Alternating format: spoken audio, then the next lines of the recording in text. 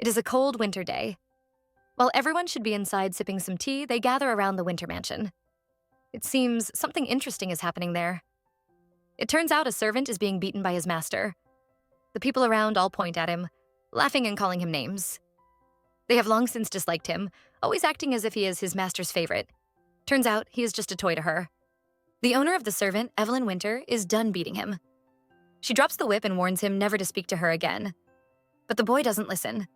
He is desperate, holding into her and asking why she is hurting him. He reminds her of her promise and how in love they both were. However, to his shock, the woman starts laughing. She calls him stupid, mocking him for believing those lies.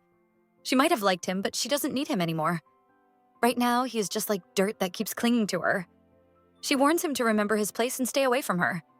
10 years have passed since that dreadful day, and our female lead is all grown up and is now the head of the Winter family. She seems to run her household with a tight hand as a man, and his lover complain about her. They are trying to do some naughty things, but the maid is afraid that Evelyn might catch them. Our girl is known for her horrible, wicked personality.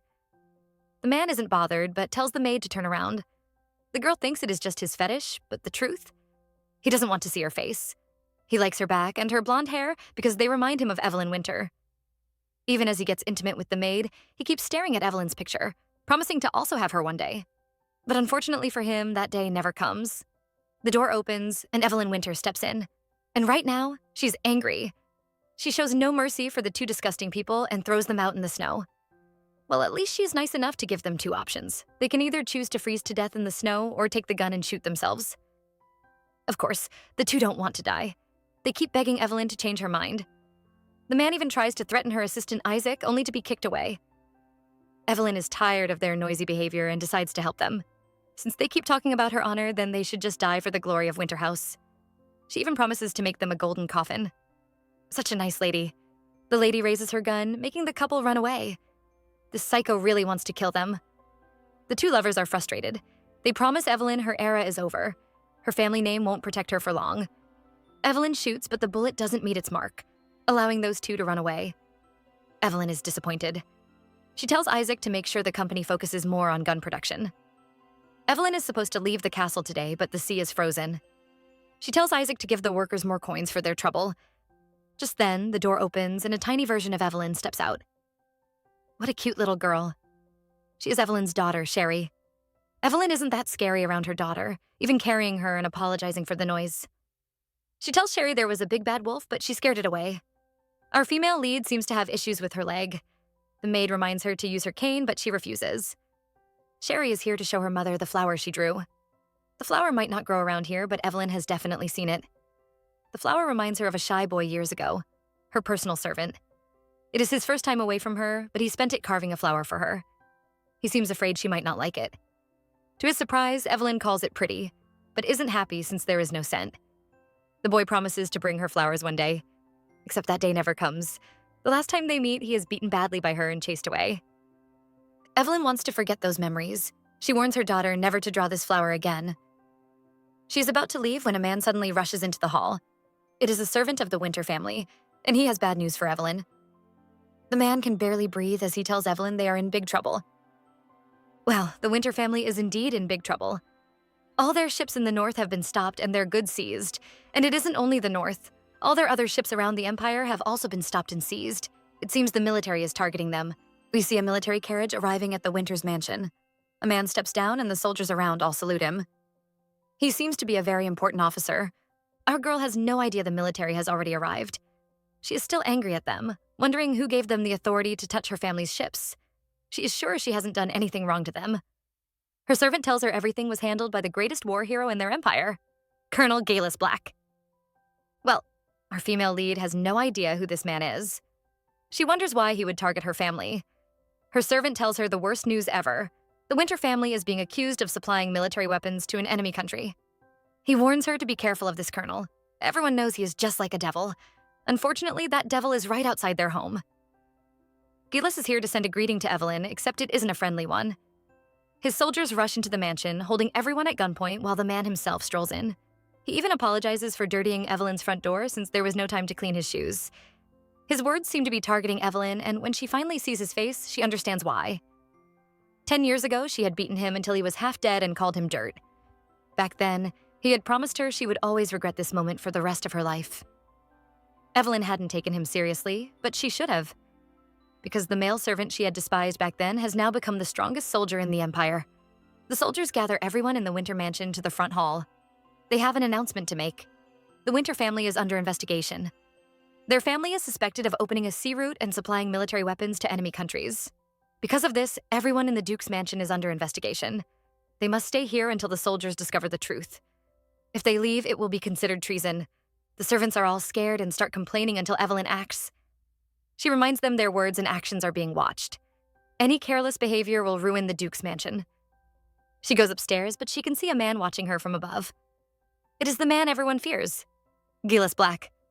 Our main characters live in the Altrich Empire. Their country is in a dangerous position. It is surrounded on all sides by enemy territory. The only reason their empire is still standing is because of its strong military power, but they couldn't stop the little wars from happening. Every time a battle was fought, the commoners were always the first to die. Soon, the commoners became dissatisfied with the nobles and royal family, and the social boundaries began to change. Things were getting worse until a great hero appeared. No one knew where he came from, but everyone knew his name, Gillis Black. They called him the Black Beast, or a demon of battle. He played the war like a chess game and won every single time. Gillis did his best to avenge the angry commoners and became the people's hope. Nobody cared that he was a commoner. He had become the greatest war hero. Right now, the famous war hero is questioning Evelyn, except he keeps asking her where her husband is. Evelyn doesn't find him funny. She has the guts to call the highest-ranking soldier in the Empire an idiot. She wonders how he became a hero if he can't even read. She tells Gillis to quit his job and become a writer because he really has the talent for it. Even Gillis' soldiers are shocked to see their boss being insulted. But Gillis knows why she is so angry. According to official reports, Evelyn's husband, Rowan Winter, is supposed to be a dead man. But while everyone else might believe that, Gillis is still suspicious. He was so suspicious. He gathered his men and went to dig up the grave of the dead man. I'm sure Evelyn is as shocked as we are. These men really dug up her husband's grave. Gillis says he is sorry, but he doesn't look sorry at all. But that was how they found an important clue. There is no body inside the coffin. According to his report, Evelyn married Rowan 10 years ago. 3 years later, Rowan Winter died in a train accident. But when his men dug up the grave, Rowan's coffin was empty. Gillis shows her some papers. He also checked her family's financial records and noticed some large amounts of money have gone missing in the past 7 years. A missing husband and missing money. It seems there is only one explanation. Rowan Winter must have faked his death and is secretly planning treason. Evelyn laughs when she hears this. She thinks Gillis is saying nonsense now. With the way he is making up stories, he should have become a writer instead of a soldier. Gillis changes the question and asks why she hasn't remarried during these 7 years. There was enough time and men for her to do so. Evelyn agrees with him, but she still loves her husband very much. Rowan might be dead, but she isn't willing to find another man to take his place. It is our male lead's turn to laugh. How can a devil like Evelyn talk about love? Evelyn is done listening to his mocking. She stands up and pours her glass of wine over his head. She tells him he doesn't scare her. Bringing soldiers to block her mansion and threaten her wouldn't do anything. He needs to give her real evidence. She warns him never to insult her dead husband and leaves the room. Evelyn sees her daughter waiting for her. She tries to talk to her, but the little angel is scared and trembling because the scary Gillis is standing behind Evelyn. He is here with more bad news. The lady refuses to listen, but Gillis still goes ahead to say it. Evelyn might think there is no evidence, but the truth is, the evidence is so big it is enough to destroy her family. When the military stopped the ship that was smuggling weapons to the enemy countries, they found out a lot of the weapons had the Winters family seal in it. If she cannot prove her innocence, she will have to prepare for her execution. Evelyn thinks it is all a threat. She reminds him of the past when he would cry and beg for his life. If he begs her just like before, she might actually give him the answer he wants to hear. Gillis pushes away the cane she is using to hit him. Since she still has a young child to take care of, he warns her to be careful. He even gives her a hug and leaves the search till tomorrow so she can rest for the day. Now our girl is confused. What on earth is this man up to? But soon her confusion turns to frustration. She should have known this wicked man is up to no good. He threw her walking cane to the bottom of the stairs. We get to know about the history of the Winter family. The first Duke of Winter was the king's most loyal assistant and contributed the most to build the empire. Out of gratitude, the king gave him a land in the north. The first Duke was a smart man who made wealth through mining and selling military resources, but everything was soon ruined. His younger generations became greedy for money and started doing illegal business just to increase their wealth. The commoners grew tired and began to rebel against them. Their reputation only got better when the last Duke, Rowan Winter, became the youngest person to graduate from the academy. He was the top scholar in his class, but he was just an adopted child. 3 years later, he disappeared. His wife, Evelyn Winter, took over his position. But she was just like the rest of the Duke's family. She didn't even allow herself to grieve after her husband's death. She continued exploiting the laborers, and everything became expensive. The commoners all disliked her. They believed she would ruin the Duke's family. Evelyn never cared about such gossip and would even laugh at them, until it backfired. The family's business, which she thought would last forever, soon began to slow down. There was no male to take over the Duke's family, and the family slowly declined. Enough of that. It is a new day, but our female lead is already angry. She looks like she is about to harm Gillis. Their meeting seems to be going wrong as she slams her cup down and dares him to repeat his statement. The man isn't afraid and tells her he wants to buy everything, both her family's name and her territory.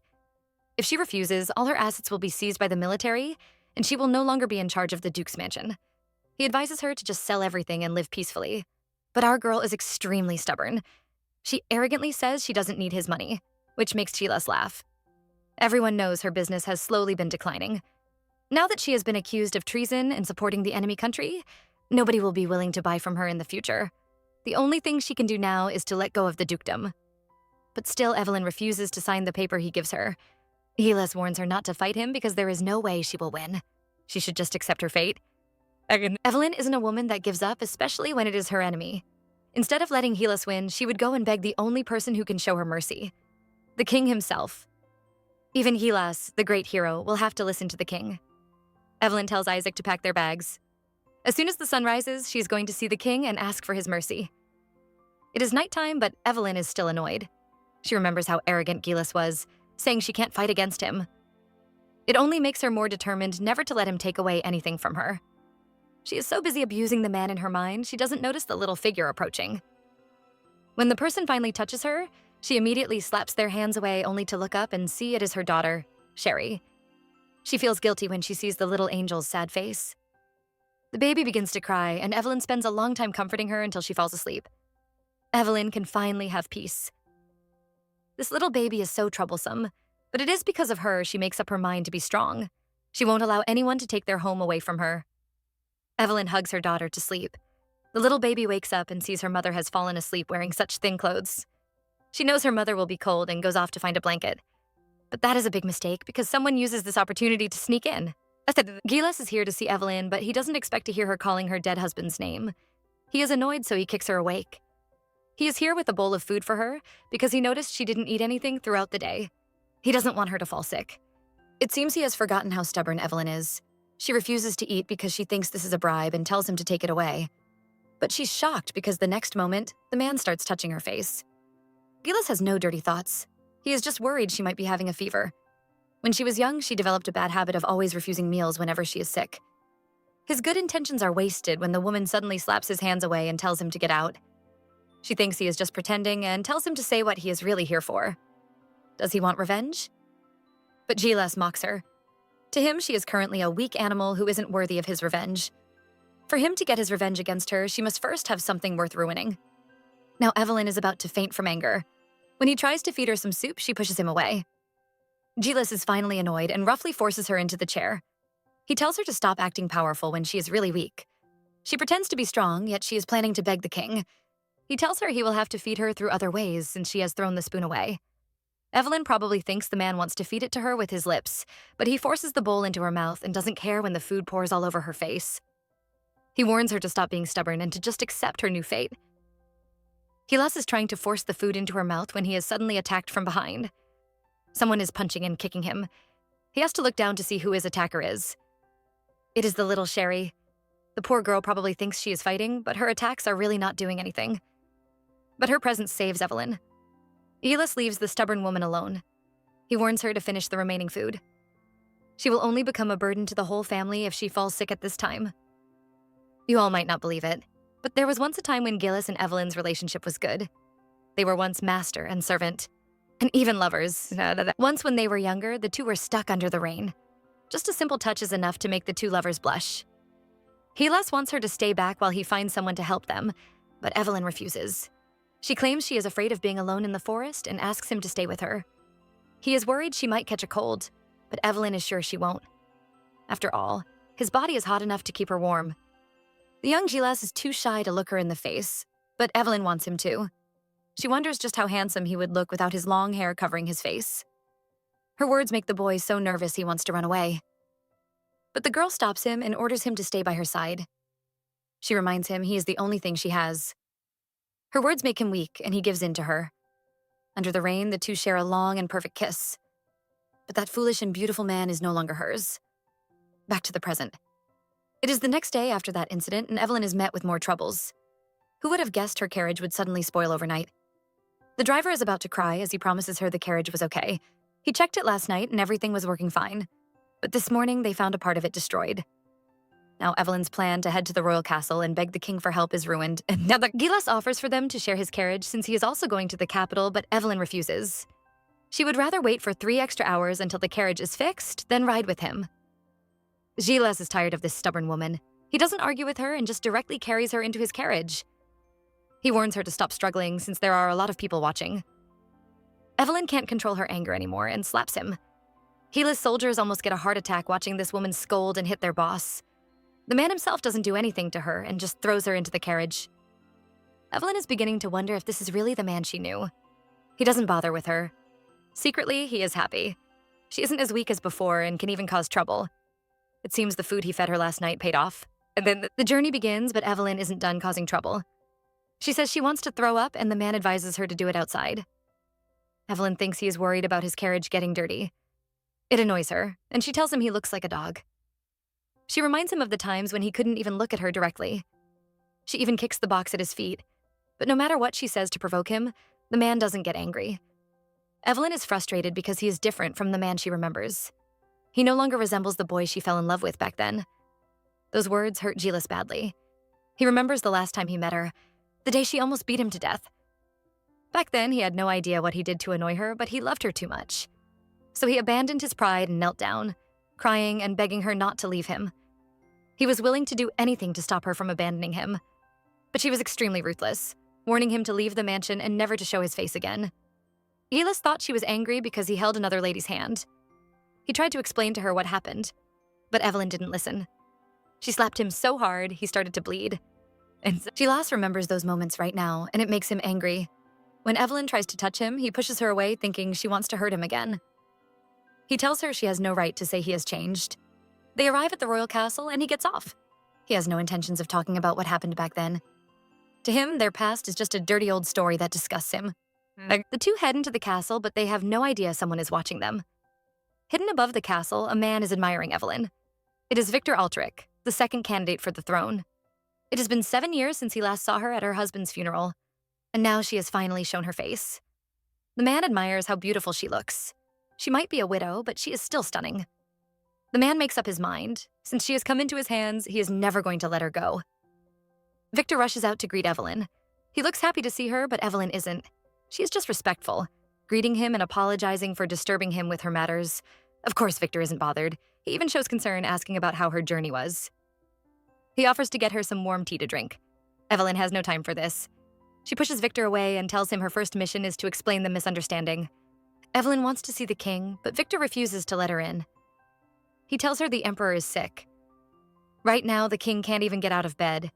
His mind has been clouded by his sickness, and he isn't in his right senses. Victor tells her to wait until the king is better. He doesn't think her issues are important. After all, a little misunderstanding won't hurt her. Evelyn pretends to agree, but she points at Gillis. She tells Victor his soldiers are too stubborn. If she doesn't resolve the issue today, she might be arrested.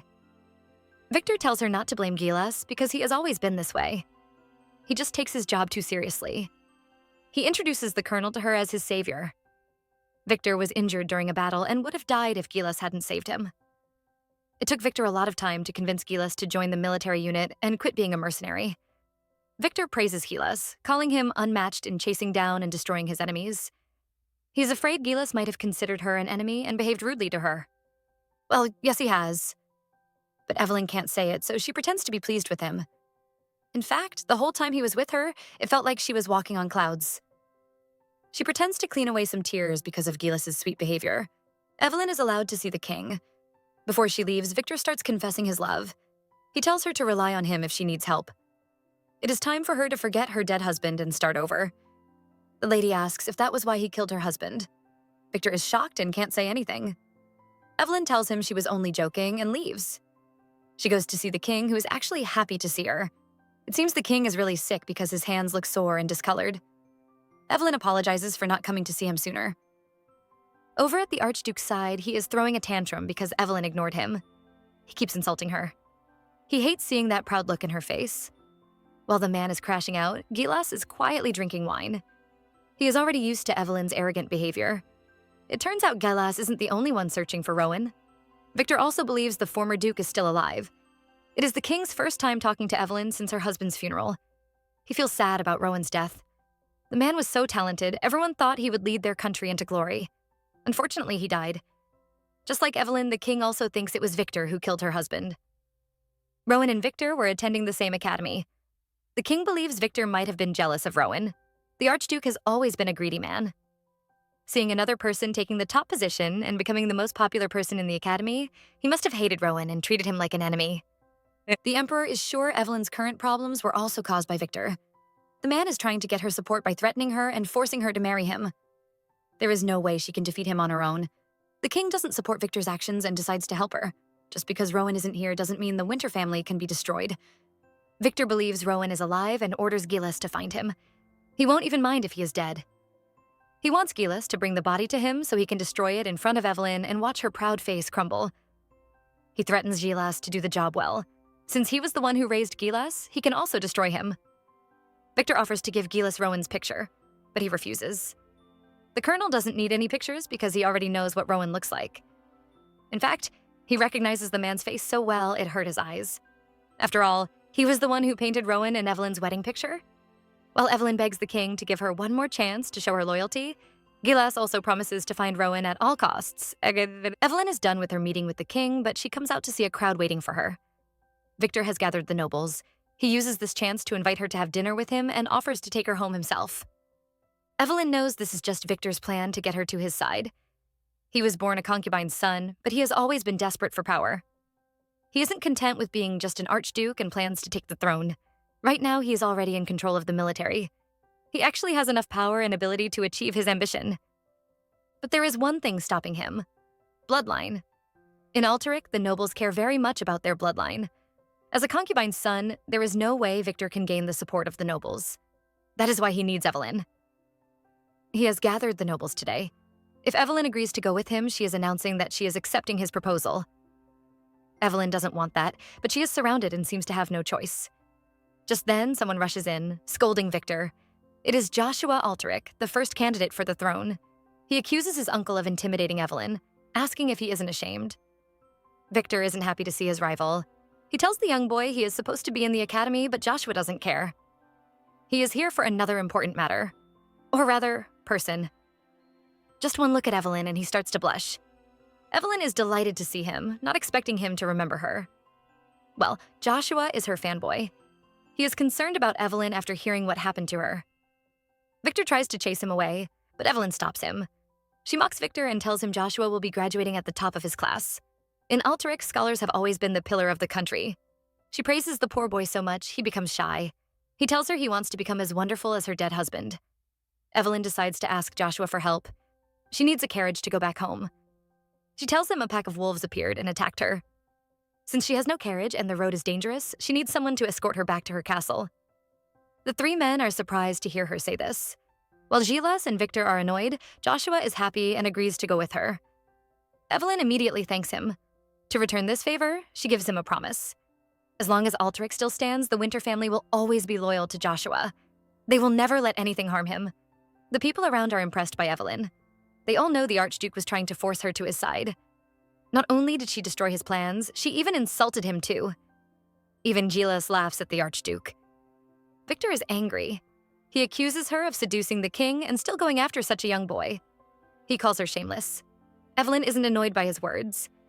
She tells him he is better off holding a damaged rope than trying to force her. He laughs, but it is full of anger. He vows to make Evelyn regret what she did today. Gillis is here and offers to escort Evelyn back to her castle. But there is a problem. The carriage is too high. Evelyn can't enter the carriage because of her injured leg. Gillis offers his knee for her to use as a step. His actions keep confusing her. She can't tell what his purpose is. Evelyn listens to him and gets in, but her heels get spoiled. Gillis feels pity for her and tells her to rest.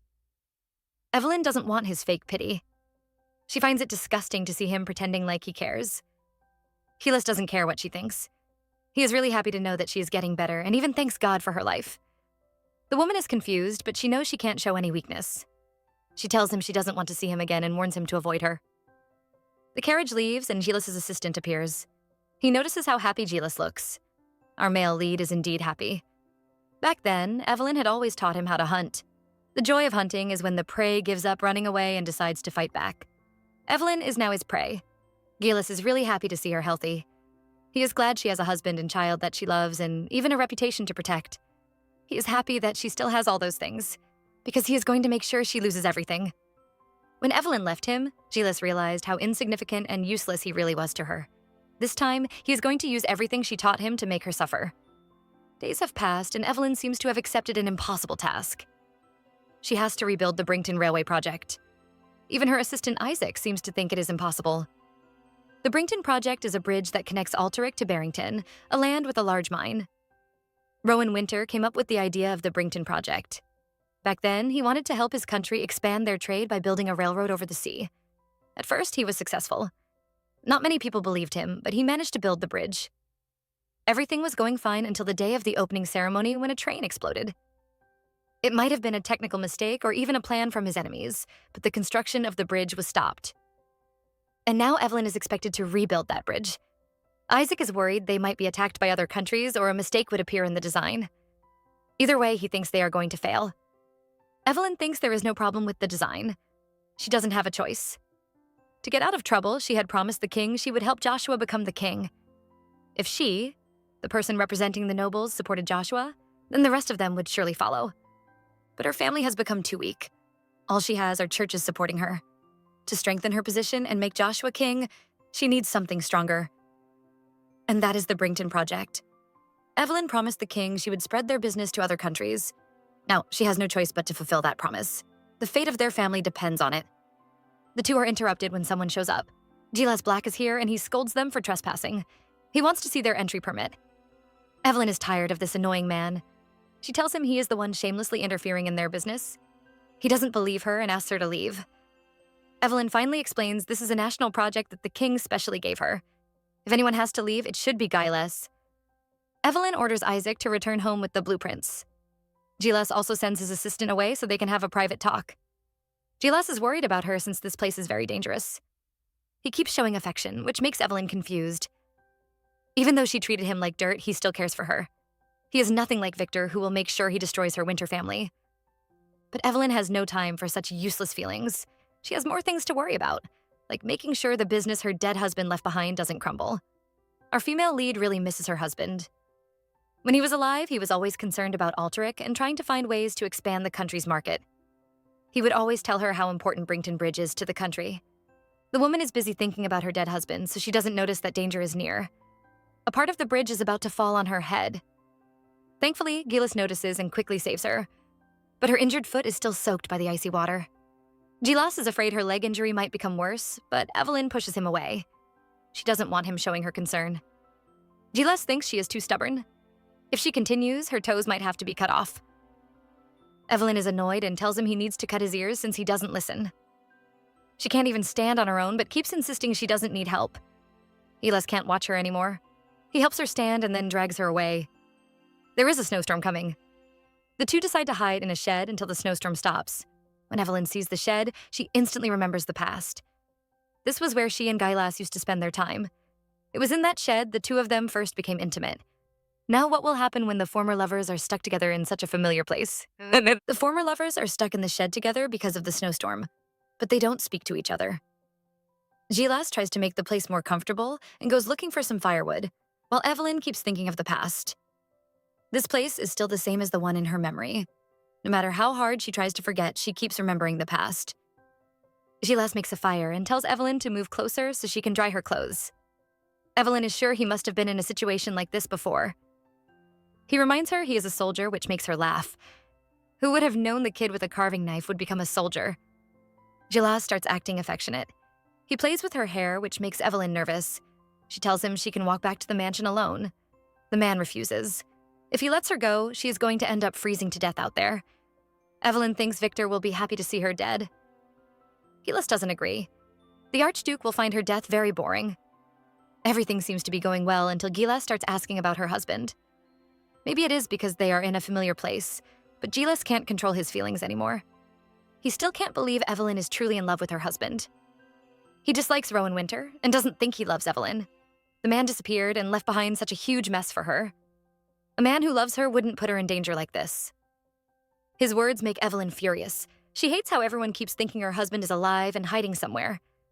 Gillis says her husband is putting her in danger, but what about him? Evelyn isn't a fool. Why would a war hero like Gillis be sent to her Winter family? Of course he must be working for the Archduke. Evelyn thinks he is a hypocrite and a weak man. He talks about her husband putting her in danger, but he is the same. He is serving the Archduke, helping Victor to make her life miserable. He might be angry with her for abandoning him, but does he think Victor won't do the same? Evelyn tells Gillis he is just like a pitiful dog who bites his own owner. But she was never a worthy master. Gillis reminds Evelyn how she treated him. She never trusted him and abandoned without any reason. She mocks him for daring to talk back to her now. She answers his question and tells him she loves her husband. A noble marriage is something blessed by God, not something a poor boy like him can mock. Her words make Gillis sad. He is done playing around with this wicked woman. He finds her marriage a mockery. This shed was the first place they became intimate, even though they both knew it was a crime. And now she has the face to say her marriage is pure. He asks her if she wore a white dress on her wedding day. He reminds her she was already soiled before the wedding. She was just pretending to be innocent in front of the priest and everyone. The love she claims to have for her husband are all lies from her wicked mouth. Gillis has done the thing Evelyn hates most, talking bad about her husband. She angrily slaps him in the face. Gillis finds it hard to accept. He makes a promise. Her husband will never get into heaven. It makes Evelyn more furious and she slaps him again.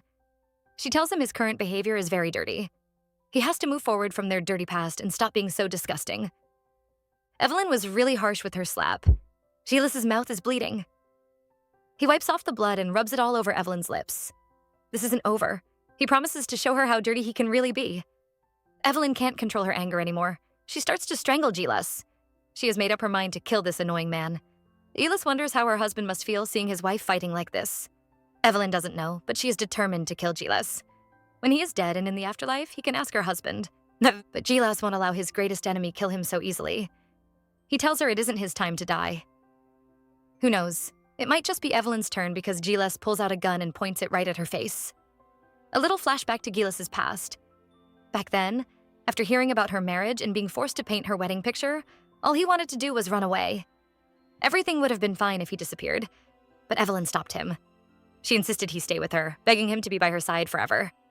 But even with all those promises and intimate moments, she abandoned him first. She had chased him away under the guise of giving him freedom. Since she wanted him to live so much, Gillis decided to do so. But this time, he has only one purpose, to get revenge on Evelyn. He kept moving from place to place, and one day he happened to help the Archduke. Victor was grateful to the man who saved him and decided to help Gillis. Our male lead never had a name. It was Evelyn who came up with one for him, Gillis Black. Now he is determined to survive and turn that commoner's name into something worth knowing. He might have been abandoned by the world several times, but he will change his fate and get revenge on his enemies. Well, it seems like his wish is finally being fulfilled. Right now, his gun is pointed straight at Evelyn's face. Elsewhere, his soldiers hear a gunshot and see smoke rising in the distance. Gillis's assistant doesn't panic, as if he has expected this. He tells the rest to get a carriage. Evelyn might think everything is over, but there is more trouble for the Winter family. Victor is ready to get his revenge against Evelyn. He has prepared a big present for her and calls her mansion. Unfortunately, she isn't around. Only the governess Marie is. He mocks their family for being stiff. Anyways, the present he has arranged for the Winter family is going to arrive soon. As expected, someone comes rushing in. It is Isaac, Evelyn's assistant, but he doesn't look good. There is blood all over him. He has bad news for Evelyn. He was attacked on his way home, and the design blueprints for the Brington Project were stolen from him. But Victor's gift isn't done. His soldiers arrive at the Winter Mansion with even more tragic news. Evelyn has no idea her family has fallen into chaos. She is still stuck with Gillis. She thought she would die from the gunshot, but it turns out Gillis's gun is actually a flare signal. He uses it to summon his assistant. Immediately, his men arrive with a carriage. He orders Evelyn to get in, planning to escort her back to her mansion. Evelyn mocks him, saying he just lost his only chance to get rid of her. She believes she won't need Gillis' help again, but she is completely wrong. Gillis mocks her. She is acting all proud, but right now, everything is being taken away from her. Back at home, Victor is still talking to Marie. He has prepared one more gift for the lonely Evelyn. Since she lives alone, he decided to buy all the surrounding properties around the Winter Mansion. He makes fun of Evelyn for losing something so precious. Years ago, she sold the Winter's land, but she had no idea who bought it. Right now, Victor owns almost half of the Winter's territory and has even built a mansion just opposite hers. His soldiers deliver an invitation to the Winter family. It is an invitation to the ball being held at the Black's mansion. The Black mansion, you might ask? Well, the Archduke gave the whole territory to Gillis Black. Right now, our two leads are neighbors. Evelyn is just as shocked as we are when she hears this. She can't believe the Archduke would give the territory to Gillis. Gillis acts sad, wondering how her dead husband will feel seeing his territory being sold off. Since they are now neighbors, he invites Evelyn to his welcoming party. But this is not an invitation. It is an order from the Archduke. Our girl has no choice but to accept. I can't imagine what will happen now that these two are forced to be in the same space. When Evelyn arrives at the mansion, her servants are all panicking. They are about to tell her what the Archduke has done when they see Gillis beside her. Evelyn looks tired and doesn't even argue before sending Gillis away. Once he leaves, Evelyn's servants all surround her, worried about her. Our female lead isn't concerned about herself. She has seen her assistant, Isaac, and how injured he is. When he apologizes, she knows the documents have been taken. They can't do anything except find a doctor and treat their injuries. Days have passed ever since that incident, but it is all Evelyn can think about. Even while bathing, she tries to figure out what the Archduke's purpose is. Did he really buy all their surrounding territory just to destroy her Winter family? It is at times like this that Evelyn misses Rowan. If he was here, he would know what to do. Before he died, he had told her things would become difficult for their family once the king's sickness became worse. The fight for the throne will begin, and their family will be forced to pick a side. But even though Rowan knew this, he had no friends who would help Evelyn when the time came. There is no help for their Winter mansion. Back to present, Evelyn doesn't know what to do. She always acts tough, but she is also tired. Their enemies surround them from all sides. Even the servants at home are all afraid and unable to relax. Evelyn misses her husband so much. With enemies everywhere and no one to rely on, it is a very lonely position. Evelyn is depressed and starts to sink underwater. She looks like she has given up hope, until someone else appears. It is little Sherry, and she immediately scares her mother when she jumps into the bathtub and tries to sink under too. Evelyn is terrified and angry. She quickly pulls the girl out and starts to scold her until she sees her face. The baby girl is crying and shaking so badly. Just like her, little Sherry is lonely and scared. Evelyn is no longer angry. Because of her daughter, she has found a new strength and hope. She will never give up or run away from such a situation. Since she made a promise to her husband, she will fulfill it. The two have had their bath time and are about to leave when they hear a loud noise from outside. Someone is trying to force his way inside. The maids try to stop him, but he is too strong. The door opens and a handsome man appears. He calls himself the doctor and rushes to touch Evelyn. He is worried she might have a fever and tries to examine her right there. Evelyn doesn't like how familiar he acts and immediately slaps him. The poor man is slapped to the ground but doesn't forget to give her a thumbs up. But then she calls his name and asks him to stop being so formal. It turns out he is her longtime friend, Oscar Cole, and the two are just meeting after a long time. The Winter family is going about their business. Evelyn is busy changing clothes while Oscar assists her. Unknown to them, someone is spying on them. Outside the mansion, a masked man is watching everything that happens in the Winter mansion. Oscar looks like he has just heard the biggest joke. And indeed he has. Hearing Evelyn say she wants to rebuild the Brington Bridge project, all he can do is laugh. It is not that he doesn't trust her, but a project even Rowan failed to complete. How can Evelyn finish it up? Plus, the commoners are already dissatisfied with the nobles. If they restart such a big project right now, the people would surely disapprove. They might even cause trouble for them. Evelyn doesn't want to talk about sad things anymore. She doesn't like how distant Oscar acts with her. She really misses the old days. Back then, she, Oscar, and Rowan would spend the day together having fun. Oscar says he also misses those days. But a visitor appears. Little Sherry is here to see her uncle. Oscar is delighted to see her, and the two play around. Oscar is happy when he sees the little girl has grown so much. But soon, the sad atmosphere comes back when he tries to get her to talk. It turns out little Sherry can't speak. No matter how he tries, she doesn't say a word. He doesn't want to make the girl sad and sends her away after promising to catch rabbits with her. When he is alone with her mother, he mentions Sherry's problem. Because of an incident that happened years back, Sherry stopped talking. Even after all these years, she still hasn't recovered. Evelyn can still remember what happened.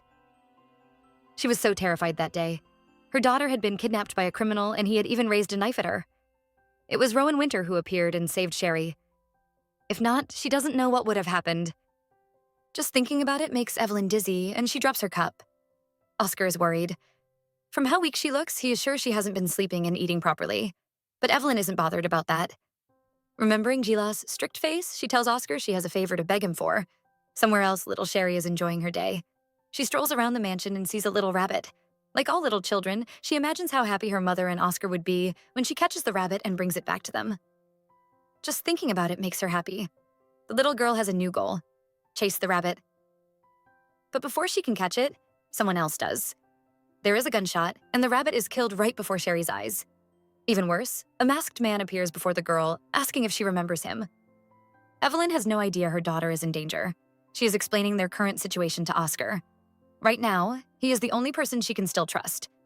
She tells him the Winter family is being destroyed. Oscar is confused. He has no idea who might want to do this. Evelyn is about to confess and tell him Gilles has returned when they are suddenly interrupted. They have brought bad news for Evelyn. Something is wrong with Sherry. They all rush outside, but when they get there, Evelyn nearly faints. There is fresh blood on the ground, and right next to it is her daughter's hat. Before we get to what happened to little Sherry, let's take a flashback through Evelyn's life. I know we all think Evelyn's life must have been picture perfect, but we are all wrong. After the death of her husband, while most people were feeling sorry for the Winters family and wondering if they were cursed, another group started blaming Evelyn for the death of the whole family. She has always been known as a cursed woman, someone who brings death to those around her. After she was born, all her cousins started to die one by one. The people all believe one thing: Evelyn Winter must be a witch.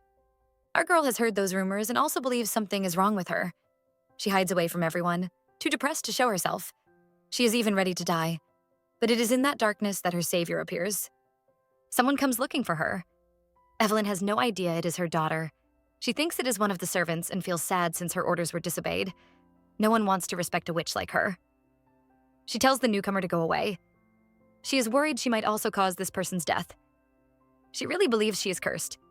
First, it was her cousins, then her uncle, and now even her husband. It seems the curse on her won't be satisfied until it takes away everything and everyone around her. She is just a monster who destroys people's lives. She doesn't want anyone to come close to her. But in that moment of despair, a gentle hand reaches out to touch her. The person doesn't leave. Instead, she moves closer.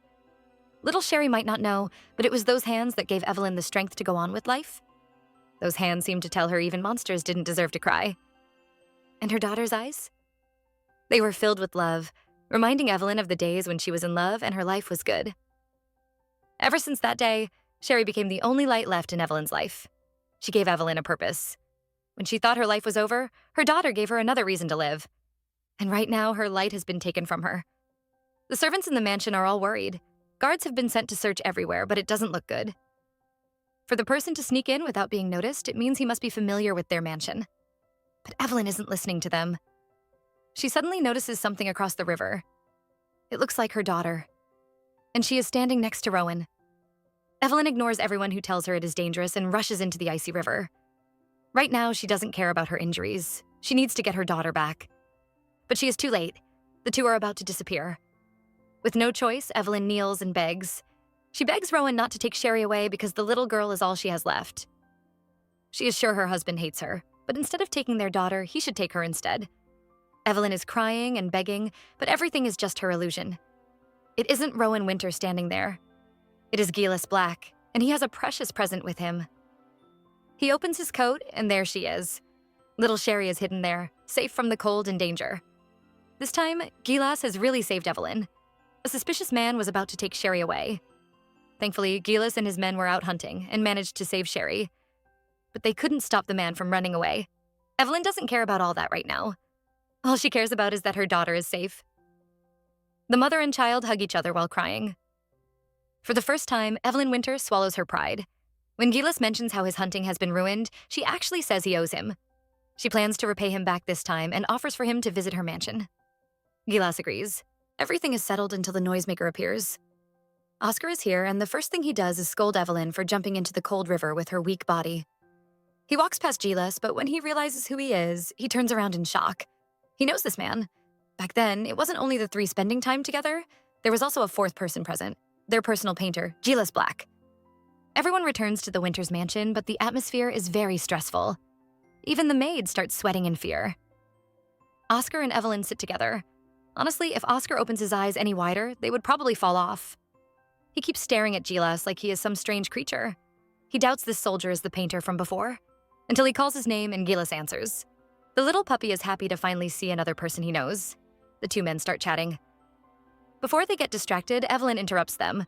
She thanks Gillis for saving her daughter. The man wants to know who would do such a thing. He mocks Evelyn for having so many enemies. Since he has done her a huge favor, she doesn't argue with him. She doesn't know what else to give him and offers to help him plan his party. But Gillis refuses. Instead, he is trying to play matchmaker. Since Evelyn doesn't have a partner for his ball, he suggests she comes with Oscar. The two are shocked, but Gillis doesn't stop. He says her dead husband would be happy if her partner is one of their old friends. Evelyn is upset again.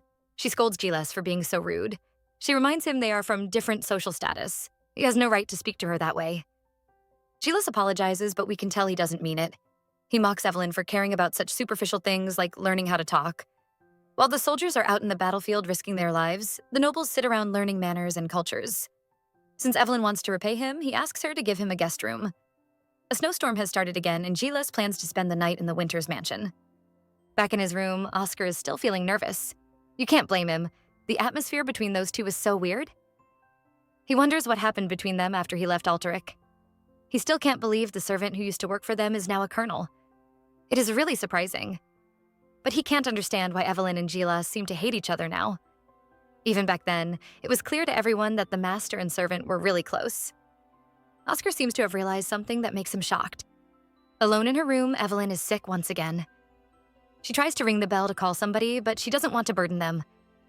She starts searching for medicine herself, but is surprised to see the door to her study open. She thinks it might be Oscar, but when she sees who it is, she is surprised. He is the last person she expected to see here. Oscar is in his room having a breakdown. He has finally remembered some past memories.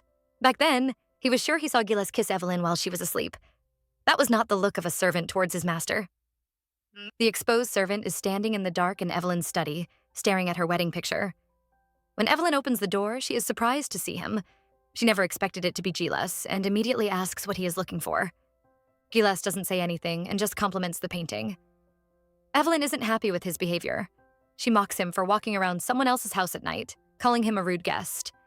Seeing that he has so much energy, she suggests he leaves and goes back to his mansion. Gillis doesn't answer, making her overthink. She is sure he is up to something bad. She can't leave because she doesn't know what he might do, but she can't call anybody either because they would suspect her relationship with Gillis. It really gives her a headache. The main cause of her headache comes over and touches her head. Her body is burning hot.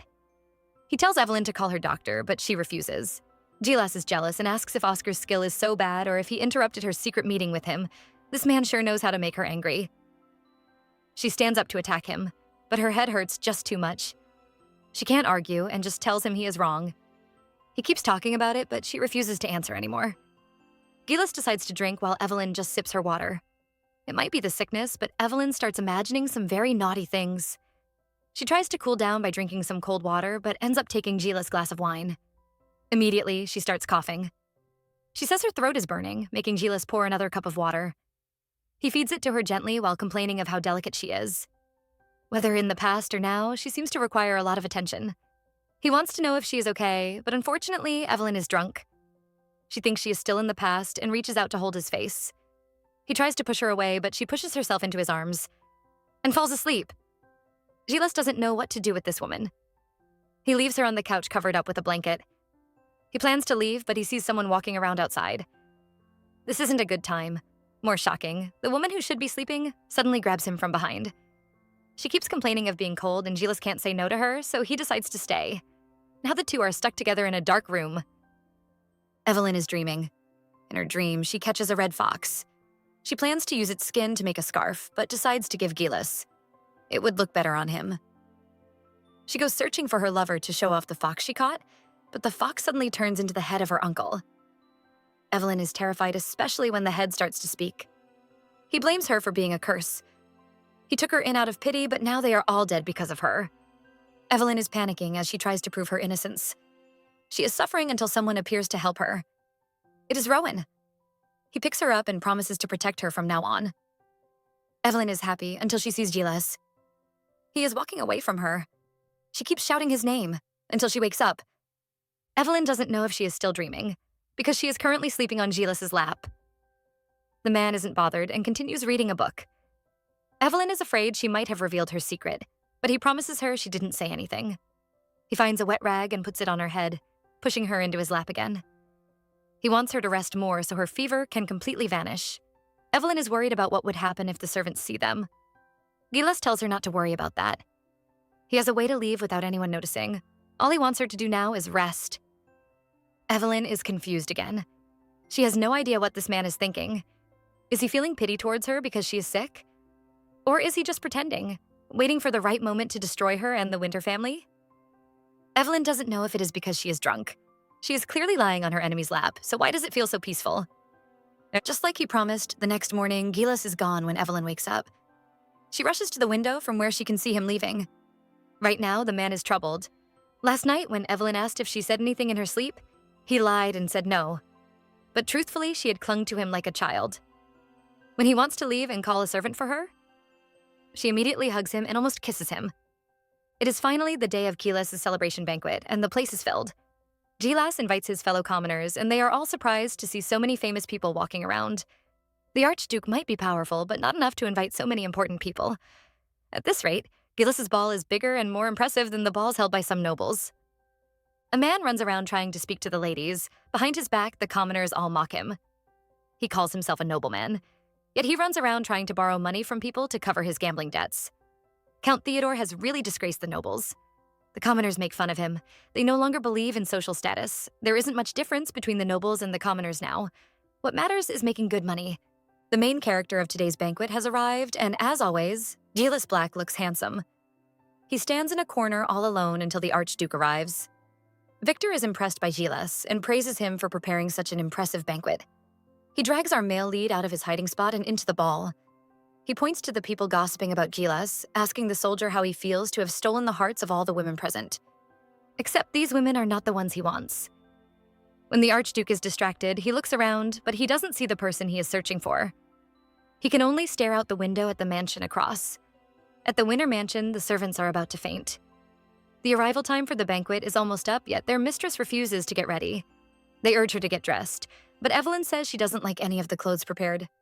The maid is shocked because these are all dresses she got from the most expensive stores. Some were even gotten from abroad. Evelyn, however, chooses to wear a dress she already has. Those are the kind of clothes she likes, and she asks her maid to bring it over from her closet. We are excited to see what dress our girl will wear. Over at the Colonel's ball, the person Victor has been waiting for has finally arrived. And no, it isn't Evelyn. He drags Gillis over to welcome the new visitor, saying it is a gift he prepared for him. He has invited the most popular noblewoman in Altrich, Lady Perez. A beautiful lady with purple hair steps down from the carriage and greets the two men. She is Sonia Perez, a relative of the Archduke. Victor keeps pushing Gillis forward, insisting he personally welcomes his sister. He boldly says there is no other woman as beautiful as Sonia in the whole continent. Our male lead has no choice but to welcome her. He introduces himself to the shy lady. Since the Archduke has already suggested it, Gillis offers to be Sonia's partner for tonight's ball. The girl is about to hold his hand when another carriage arrives. The last guest is finally here. Everyone is curious, wondering who this guest might be. Well, it is none other than the head of the Winter family, our Evelyn Winter. But when she appears, it makes everyone laugh. She is dressed like a nun, or even worse, like she is attending a funeral. Evelyn, dressed in a black dress and a black hat, doesn't mind their laughter. The people keep complaining about her dress, wondering if she has gone crazy. Evelyn tells Victor she is disappointed. She came here under his instructions, only to receive a cold treatment. Victor doesn't want to bear this accusation and promises to treat her nicely. Since he said this, Evelyn makes another demand. Gillis must be her partner for tonight's ball. Everyone is shocked when Gillis agrees. He kisses Evelyn's hand and invites her inside. The Archduke and his cousin are annoyed. Victor stands to a side thinking, while Sonia stares at Evelyn and calls her a witch. Evelyn enters with Gillis Black, causing the people around to gossip. They are jealous, wondering why the colonel is the one escorting her. Plus, she is even wearing mourning clothes. They believe she must be completely crazy. Evelyn can hear all the gossip, and she praises Gillis for escorting her and making everyone around jealous of her. The lowly servant has now become the center of attention. We are introduced to the Archduke's family, Count Perez. At first, the Count was just an unknown man with a little background, until his daughter seduced the king. The woman got pregnant and gave birth to Victor. From then, she went from being a palace maid to being the king's concubine. But how could things be so simple? Just when the Count thought his family status had changed, his daughter, the concubine, died in an accident. From then on, the position of the Perez family became unstable once again. Before attending this ball, Victor had a conversation with his cousin, Lady Sonia. He doesn't want her to worry about having a good reputation. The world is changing, and what matters now is money and power. Things like weapons, armies, strength. Those are what will help them when trouble comes. It would block everything like a wave. And Victor has found the perfect person to act as his shield, Gillis Black. Our male lead has no idea he is being used. Right now, he is inviting Lady Perez for a dance. The lady pretends to be shy but quickly accepts. She smiles happily and thanks him for choosing her to dance first. She is even more proud when she hears the people around praising them as a good couple. Everyone is sure Victor has chosen Gillis as his brother-in-law. Sonia doesn't dislike those rumors. She even likes the feeling of being in Gillis's arms. He feels so strong, like he would protect her no matter what happens. The only thing she doesn't like is his unknown background. But she is proud when she thinks of how he ignored Evelyn Winter and chose her. It makes her feel superior.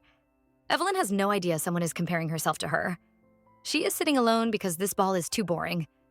She admires Gillis dancing and is proud he didn't embarrass himself at the ball. She remembers the past, when she invited Gillis to be her dance partner. He was so shy and kept refusing, but she forced him to dance with her. He had been so happy back then, listening to all her instructions. Evelyn watches him now and sees he is following every step she taught him, except for the last one. She always told him to keep his eyes on his partner as if she is the most lovely thing on the planet. But right now, he is staring at her. The lady is surprised, but someone comes to distract her. Victor comes over and insists on dancing with her. He pretends to pity her, asking why she is all alone. He suggests that no one is willing to dance with her. Evelyn has no time for his insults and refuses. She tells him she isn't suitable for dancing. She just wants to sit here, but Victor keeps disturbing her. He advises her not to waste her beauty. She might be a widow, but she is still young. This dance is his way of comforting her. Evelyn reminds him he has done a lot of comforting, but he promises her this is just the beginning. Over at the dance floor, Sonia has made a mistake. She is afraid Gillis would be annoyed, but he isn't even looking at her. She follows his gaze and sees he is staring at another couple. Gillis is uncomfortable when he sees the Archduke and Evelyn holding hands. They are clearly preparing to dance together. The dance begins, and so does the drama. Victor asks Evelyn about her business. When she says it is going very well thanks to him, he pretends to be surprised. Evelyn tells him because of his little gift, her secretary is still lying in the hospital treating his injuries. Of course, Victor denies ever doing that. Evelyn is annoyed. She doesn't believe he is really innocent. She tries to talk about the stolen blueprints, but he doesn't listen, forcing her to focus on their dance. He suggests she isn't thinking clearly and tells her to enjoy the dance. Maybe then her mind will be cleared. Sonia is about to lose her mind. Every time she tries to speak to the colonel, she finds him always staring at Evelyn. It happens again, which makes her unhappy. Gillis notices and tries to excuse himself, saying the music is too loud. Suddenly, someone bumps into them. It is the Archduke, and he apologizes for the mistake. Secretly, he gives his cousin a look. Sonia understands what he means. She pretends to slip and then acts like her ankle has been injured. She asks Gillis to take her away to a place she can rest. The two leave, but someone is watching them. Victor tells Evelyn his sister is probably nervous. He doesn't forget to mention how the two perfectly match. He pretends to be worried about Evelyn, but she advises him to worry about his sister. Victor is really shameless. Even after all the mean things he has done to Evelyn, he tells her they should settle and have a relationship. Evelyn would be a fool if she believes him. The song is over and she lets him go. He tries to stop her and force her to continue dancing, but she just ignores him and walks away. Victor really can't do anything about her. Evelyn is a mess. She thought Victor would appear today, proudly flaunting those blueprints. She expected him to propose a deal with her family, but instead he chose to remain silent. She wonders what he wants. Did he just invite her to dance just so he could embarrass her on the dance floor? She imagines herself falling down and everyone laughing at her.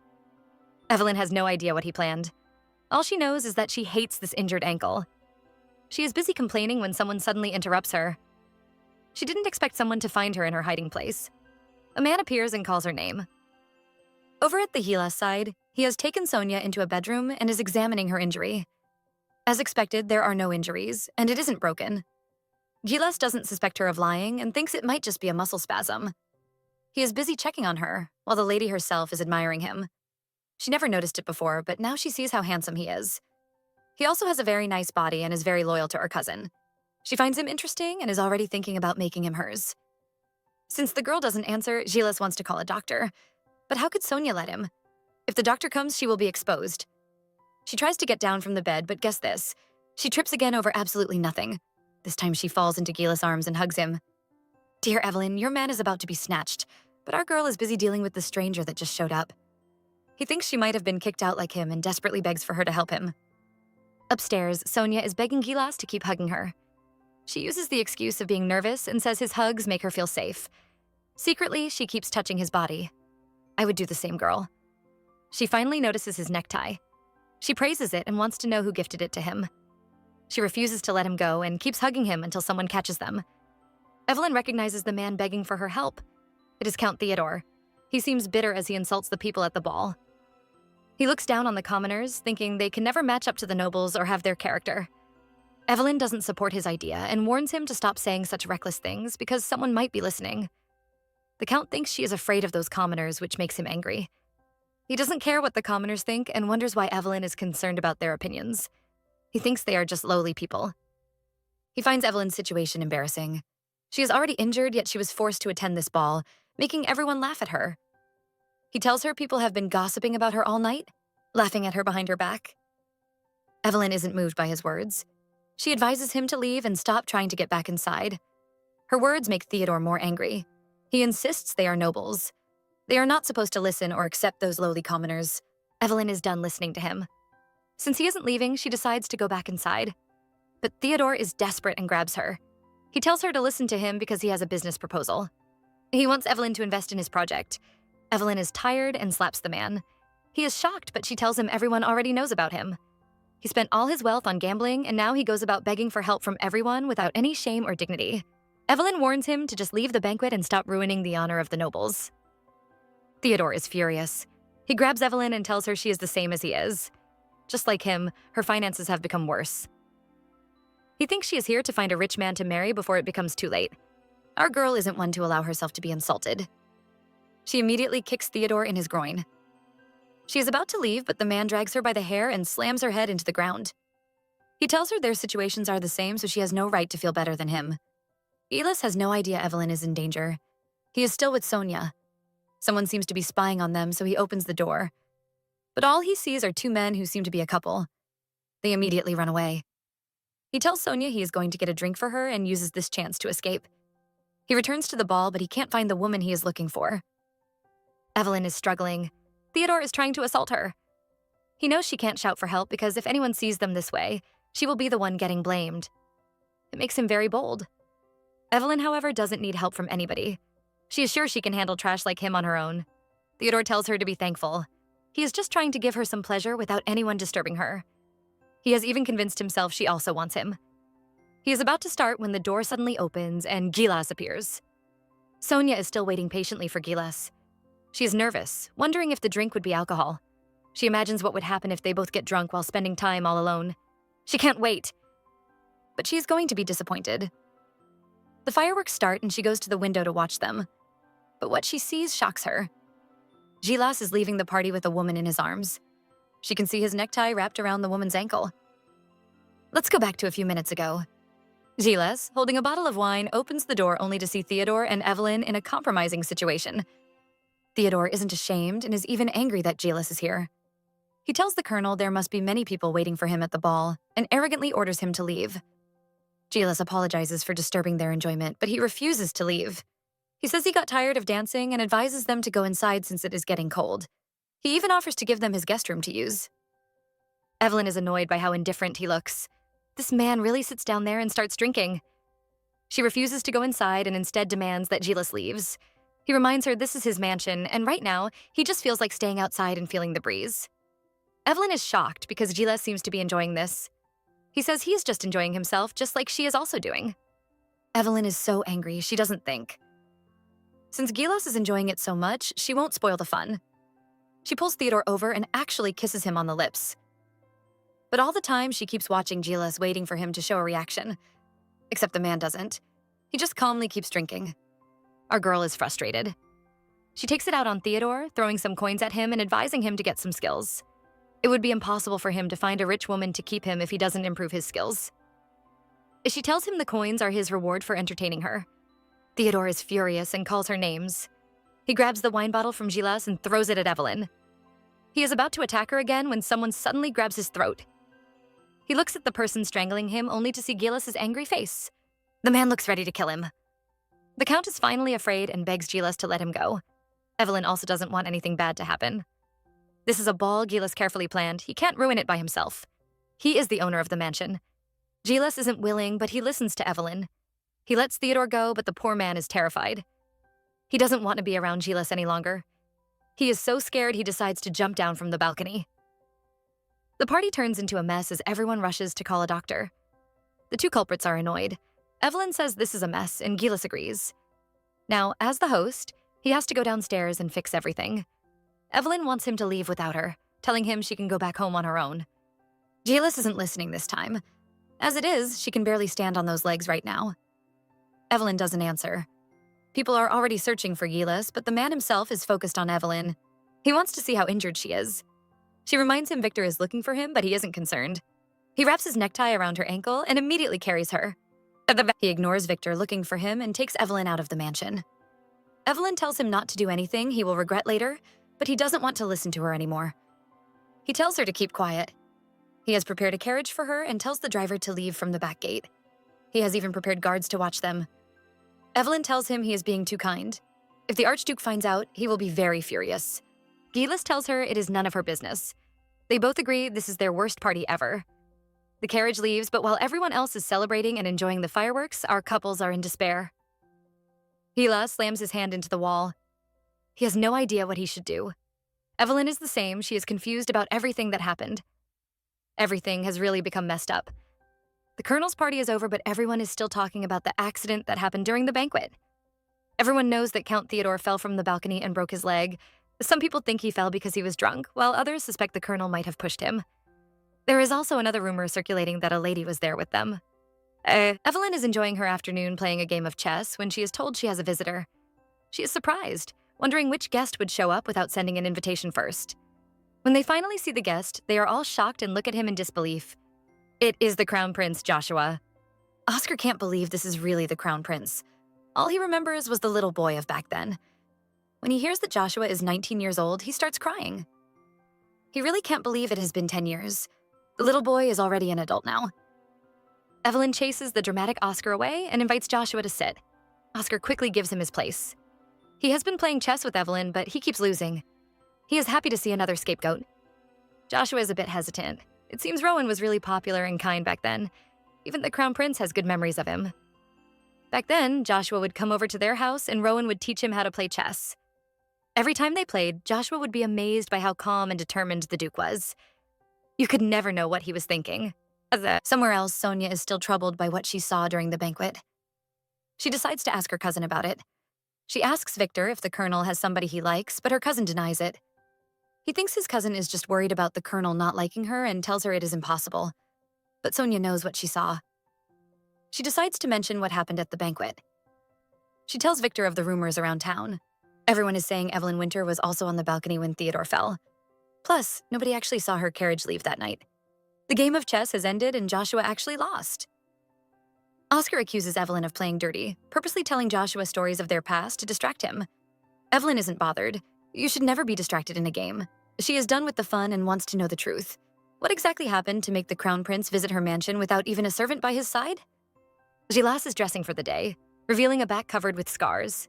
He receives a letter from a man named Scorpion and immediately heads out with his assistant. Unexpectedly, they met the Archduke outside their mansion. He questions Gillis, curious to know where he is going so early. He tells our male lead he wants to speak to him. Joshua finally reveals why he came to see Evelyn. There is a secret society called the Hawk Brotherhood who were planning to rebel years ago. Oscar knows them, but according to what he heard, they were destroyed years ago. But that rumor is fake. The Hawk Brotherhood still exists. Joshua has seen papers stamped with their seal. Gillis salutes the Archduke, asking why he wasn't informed so he could prepare for his arrival. Victor tells him they don't need such formalities. He gives him a secret look and says they have something to discuss. Joshua is nervous and worried. He has asked around everywhere, from the academy to the royal castle, but nobody is willing to tell him the truth. But he came today with a purpose. In the past, he always lost a game of chess whenever he played with the Duke. Not because the Duke was smart, but because of the woman by his side. Evelyn would sit beside Rowan, directing his steps. She would show him the quickest way to win and was like his personal goddess of victory. Every time, Joshua would look at them and wonder. He still remembers Evelyn's promise to play a game with him. He had practiced several times since then. Finally, it is time for them to begin their game of chess. We have 4 undercover spies walking around the market right now. Evelyn, Oscar, Joshua, and Sherry have decided to sneak into the market and investigate the secret society. Except 2 of our spies might have forgotten their jobs. Oscar and Sherry immediately start looking around as soon as they get to the market, even running off to play. Evelyn is frustrated by those 2 children and apologizes to Joshua. He isn't offended and asks her not to treat him like a prince. If someone hears the way she addresses him, all their efforts will be wasted. She decides to call him by his nickname, making the little boy blush. Back at Gillis's mansion, he and the Archduke are confronting each other. He has just offered Victor some tea when the man immediately asks if it was a gift from Evelyn. He pretends to be joking, but tells Gillis he heard some very interesting rumors. He tells Gillis Sonia is suspicious of the relationship between him and Evelyn. Victor knows Evelyn was with Theodore during the banquet, but he wants to know how she left. Gillis admits he was the one who sent her away. Victor wants to know why. Gillis says everything would become troublesome if any rumors about her spread. It is the first time our crown prince is being embarrassed this way. He is strolling the streets with Evelyn when an old woman suddenly stops him and asks him to buy some fruit. She praises him for being handsome. Everything is going fine until the woman asks him to buy the fruit for his wife. He is flustered and rushes to deny it. Evelyn saves him by telling the woman they are siblings. She acts normal and even haggles with the price like a commoner. But when they leave, she advises Joshua to be careful. He mustn't pay attention to what the seller says. If he does it next time, it will make people suspect they are hiding their identity. Joshua suddenly tells Evelyn there is nothing she doesn't know. He can't wait to become as smart as she is. Evelyn tells him he is already excellent, but he doesn't agree. He keeps comparing himself to Rowan. When Joshua first met Rowan, he was just 19, but he was already impressive. Since then, Joshua struggled to be at the top of his class. Everyone in the continent already knows his name, all praising him as the genius of the next generation. But Joshua himself feels it is not enough. Every time he compares himself to Rowan, it feels like he is never doing enough. Victor is still desperate to know why Gillis sent Evelyn away. Our male lead has found the perfect reason. They have to prevent rumors of Evelyn from spreading. Only then will the man they think is pretending to be dead finally appear. Victor is shocked. It seems Gillis has found out where Rowan is. Evelyn and Joshua are still walking around the market when a little girl stops them. She hasn't sold a single flower today and begs them to buy from her. Joshua immediately stops and starts talking to the girl. He promises to buy all her flowers. Looking at him, Evelyn sees another person in him. She tells him to stop comparing himself to Rowan. There is no need to act like him. Gillis doesn't know where exactly Rowan is hiding, but he has a clue. If they quietly track him, they might find a clue about him soon. The little girl has sold all her flowers. She thanks them and runs into a little street. Evelyn is watching her, so she sees when someone stops the girl and pats her head. Evelyn will know that figure anywhere. That is her husband, Rowan. Evelyn sees a strange man who looks just like her husband. She keeps staring in that direction until Joshua distracts her. He buys a bouquet of flowers, which he hands over to Evelyn, hoping to make her happy. Well, she can't refuse the crown prince and accepts them. He suggests they head to another area, but she isn't listening. She keeps looking back at that hidden corner, but the person has disappeared. Gillis sends off the Archduke. He looks very happy since he knows Rowan Winter will be caught. Gillis's assistant also wants to know what should be done to Rowan and suggests they kill him. Gillis doesn't agree. He wants the man to be brought back alive, even if he struggles. The assistant agrees but is confused. This behavior is completely different from Gillis's methods in the past. The colonel has changed. Gillis might have changed, but it is certainly not for good. He has been betrayed by Evelyn Winter, and this is his revenge for her. He won't give her husband a quick death. He will drag Rowan back to die a slow death together with Evelyn.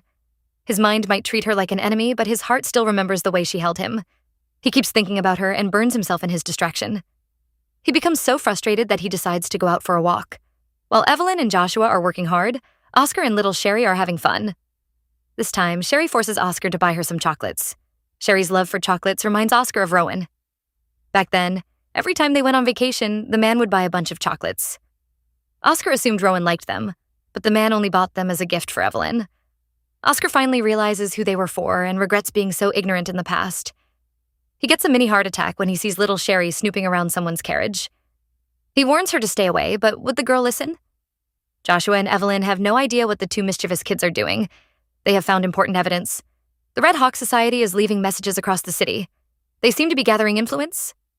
Just then, Evelyn notices a strange man behind them. She pretends to put a scarf around Joshua.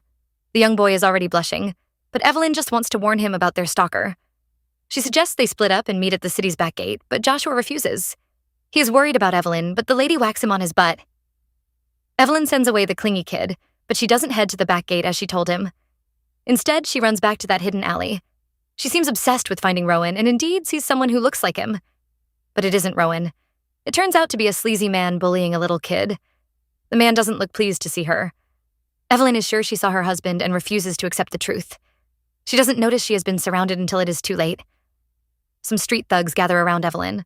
The leader is excited to see a woman in their area. He refuses to believe she got lost and takes off her cap.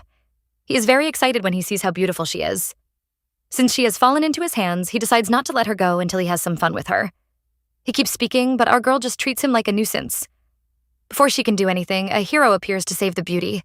Not like she needs it. We can't see his face, but a strange man arrives to protect Evelyn. As expected of the heroine, there will always be someone coming to save her. A handsome man appears. He pretends to be her husband and warns the thugs to leave. Evelyn is confused because she knows him. He is one of Gillis's soldiers. The thugs are unaware, and one even dares to challenge him. What a pity. The soldier gives him a good trashing, scaring the rest of the men. He looks ready to break the thug's hand, but Evelyn stops him. She doesn't like seeing blood and suggests they leave. Her pretend husband is very obedient and agrees. The thug sees them leaving and becomes bold again. He starts yelling at them, but his friend stops him. He finally realizes who that man is. He is Gillis Black's right-hand man. Evelyn has been saved by Gillis's man, but she doesn't look very thankful. While the man is unguarded, she quickly brings out a gun and points it in his face. He quickly begs for forgiveness, but Evelyn doesn't plan to let him go. She is sure the man has been following her. He tries to tell her she is wrong, but Evelyn doesn't listen. She thinks Gillis must have ordered him to watch her. The soldier explains he was on patrol. He couldn't ignore her when he noticed she was in trouble. Just like us, Evelyn wonders why he isn't in uniform, and he reveals it is his off day. Such a good employee, working during his break. He regrets it now because instead of receiving thanks, a gun is pointed at his head. Our heroine finally calms down and asks for the man's name. He is Derek Howard, a lieutenant in the army. She promises to remember him and hands him a handkerchief before leaving. Our heroine was right. Derek is suspicious. As soon as she leaves, he is approached by the little girl who is being bullied in the alley. It turns out everything was a plan, and the child demands her pay. He threatens her to stay silent and then hands the money over. Just what is going on? Gillis doesn't know what his assistant is planning. He heads to a shop to buy some sweets. From the owner's greetings, he seems to be a regular customer. We guessed right. The shop owner's son offers him some candy for being a regular. His father is frightened because Gillis only likes one type of candy, but our male lead accepts it. Our male lead keeps running into children today. But this time, it is a child he knows. Someone pulls his clothes, and when he looks down, little Sherry is clinging to him. He is shocked because she suddenly starts crying. Our male lead is surprised to see little Sherry here, especially since she looks so distressed. Maybe he will hug her and comfort her. He pushes her away. The little girl is shocked by how heartless the man is, but she doesn't give up. She runs after him and holds onto his clothes. We see a funny scene next. Gillis keeps walking while poor Sherry is dragged across the floor. The people around him all blame him, but Gillis really doesn't care. He takes the girl to a restaurant, but not to feed her. He finds it suspicious that she is all alone and tells her how dangerous it is. He orders her to explain why she is here, but Sherry remains mute. Even her little mouth disappears. Well, her stomach does all the talking and growls loudly.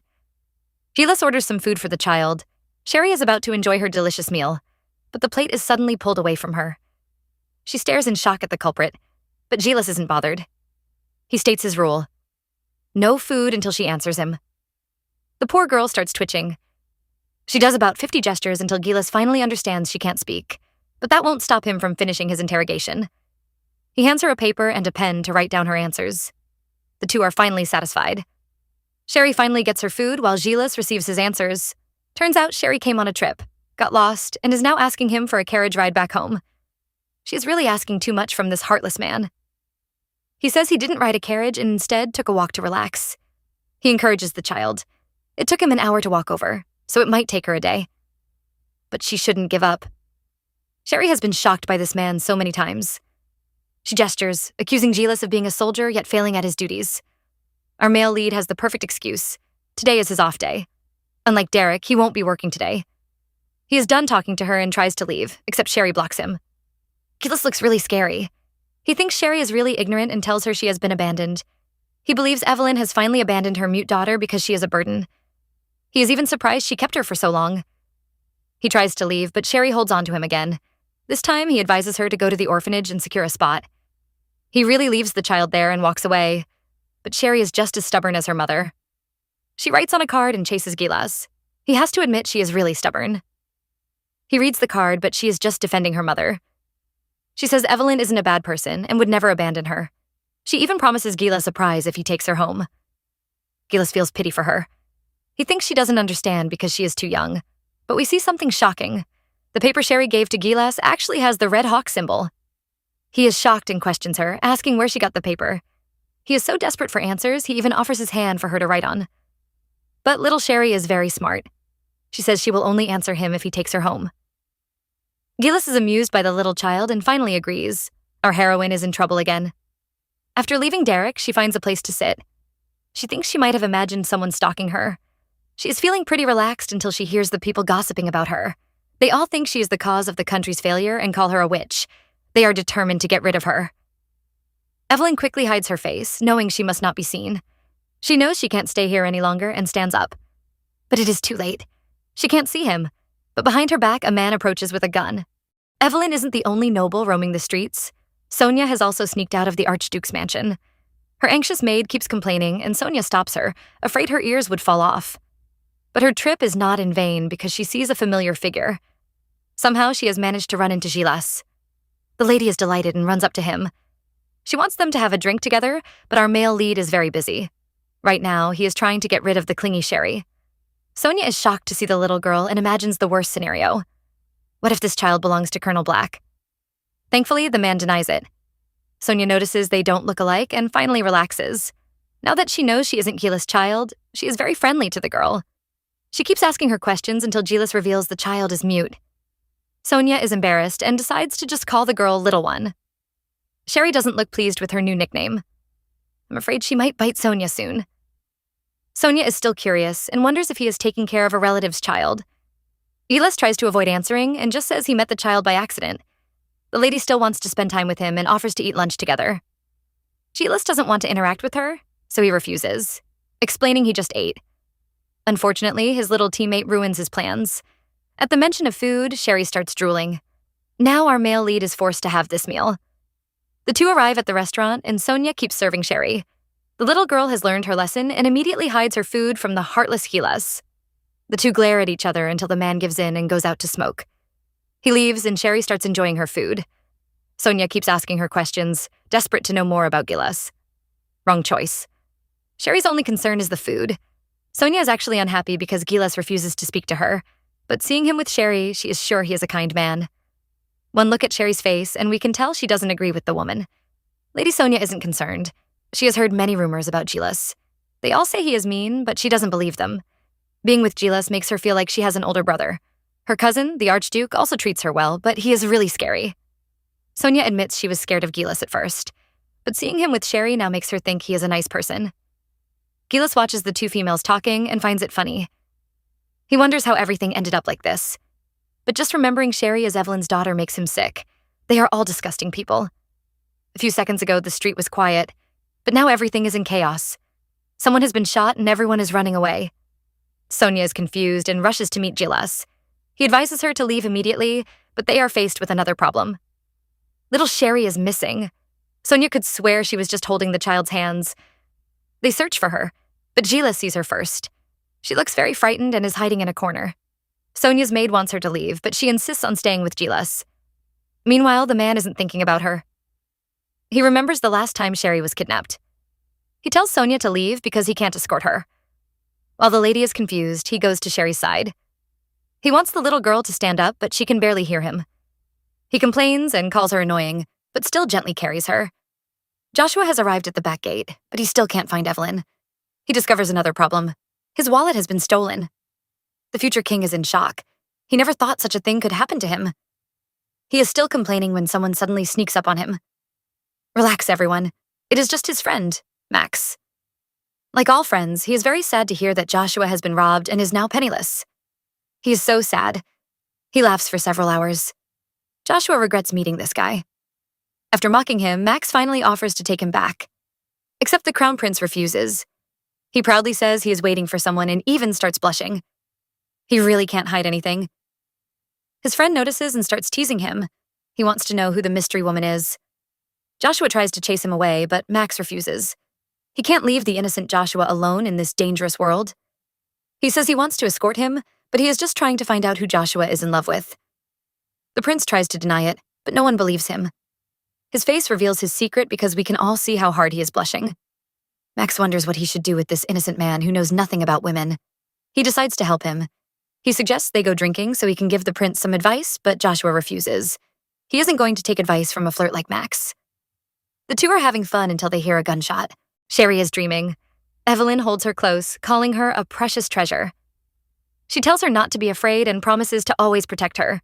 The little girl wakes up, but instead of her lovely mother, she sees the scary Gillis carrying her. As expected, the man is still heartless. Once he notices the little girl is awake, he flings her away like a sack of potatoes. He warns her to keep up with him, but he is walking too fast. The little girl can only hold on to the ends of his coat. Gillis finally feels some pity and offers to hold her hand. The two walk in silence, but something seems strange. They keep staring at each other. It is more adorable when we see Sherry's little hands holding Gillis's thumb. The sweet moment is destroyed when they hear someone calling Sherry's name. Poor Oscar is having a meltdown in the middle of the street. Sherry is missing, and he is already imagining his death. Evelyn will surely kill him if he can't find her precious daughter. He is crying bitterly, only to see the culprit staring at him.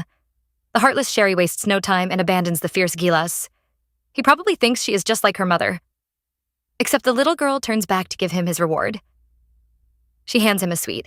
The man accepts it, but asks Sherry a very important question. He wants to know her age. The girl reveals she is 9, and Gillis realizes something. He allows her to leave, but inside he is calculating. 10 years ago, he was chased out of the Duke's mansion. Little Sherry is 9 years old, which means Evelyn got pregnant the same year he was chased out. The most shocking thing. He remembers sleeping with Evelyn that same year. What could this mean? We will never know because the man stops thinking about it. He thinks it is just a useless thought.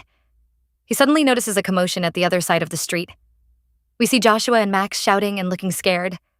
As always, Gillis is uninterested, until he sees a familiar walking stick. Even worse, there is a hat and basket stained with blood, and it looks exactly like the one Evelyn was holding. Rewind to a few hours ago. Evelyn is about to leave when a man suddenly sneaks up behind her and points a gun at her head. Our heroine also brings out her gun, but the man is prepared. He immediately grabs her neck and pushes her into an alley. He seems to be someone she has offended, as Evelyn recognizes his face. Back to the present, the soldiers have begun their investigation. Gillis listens as a citizen reveals he heard 2 gunshots and saw a man in a hood carrying a woman away. They are disturbed when a man pushes his way in. It turns out to be Joshua. The prince greets Gillis, who pretends to be surprised.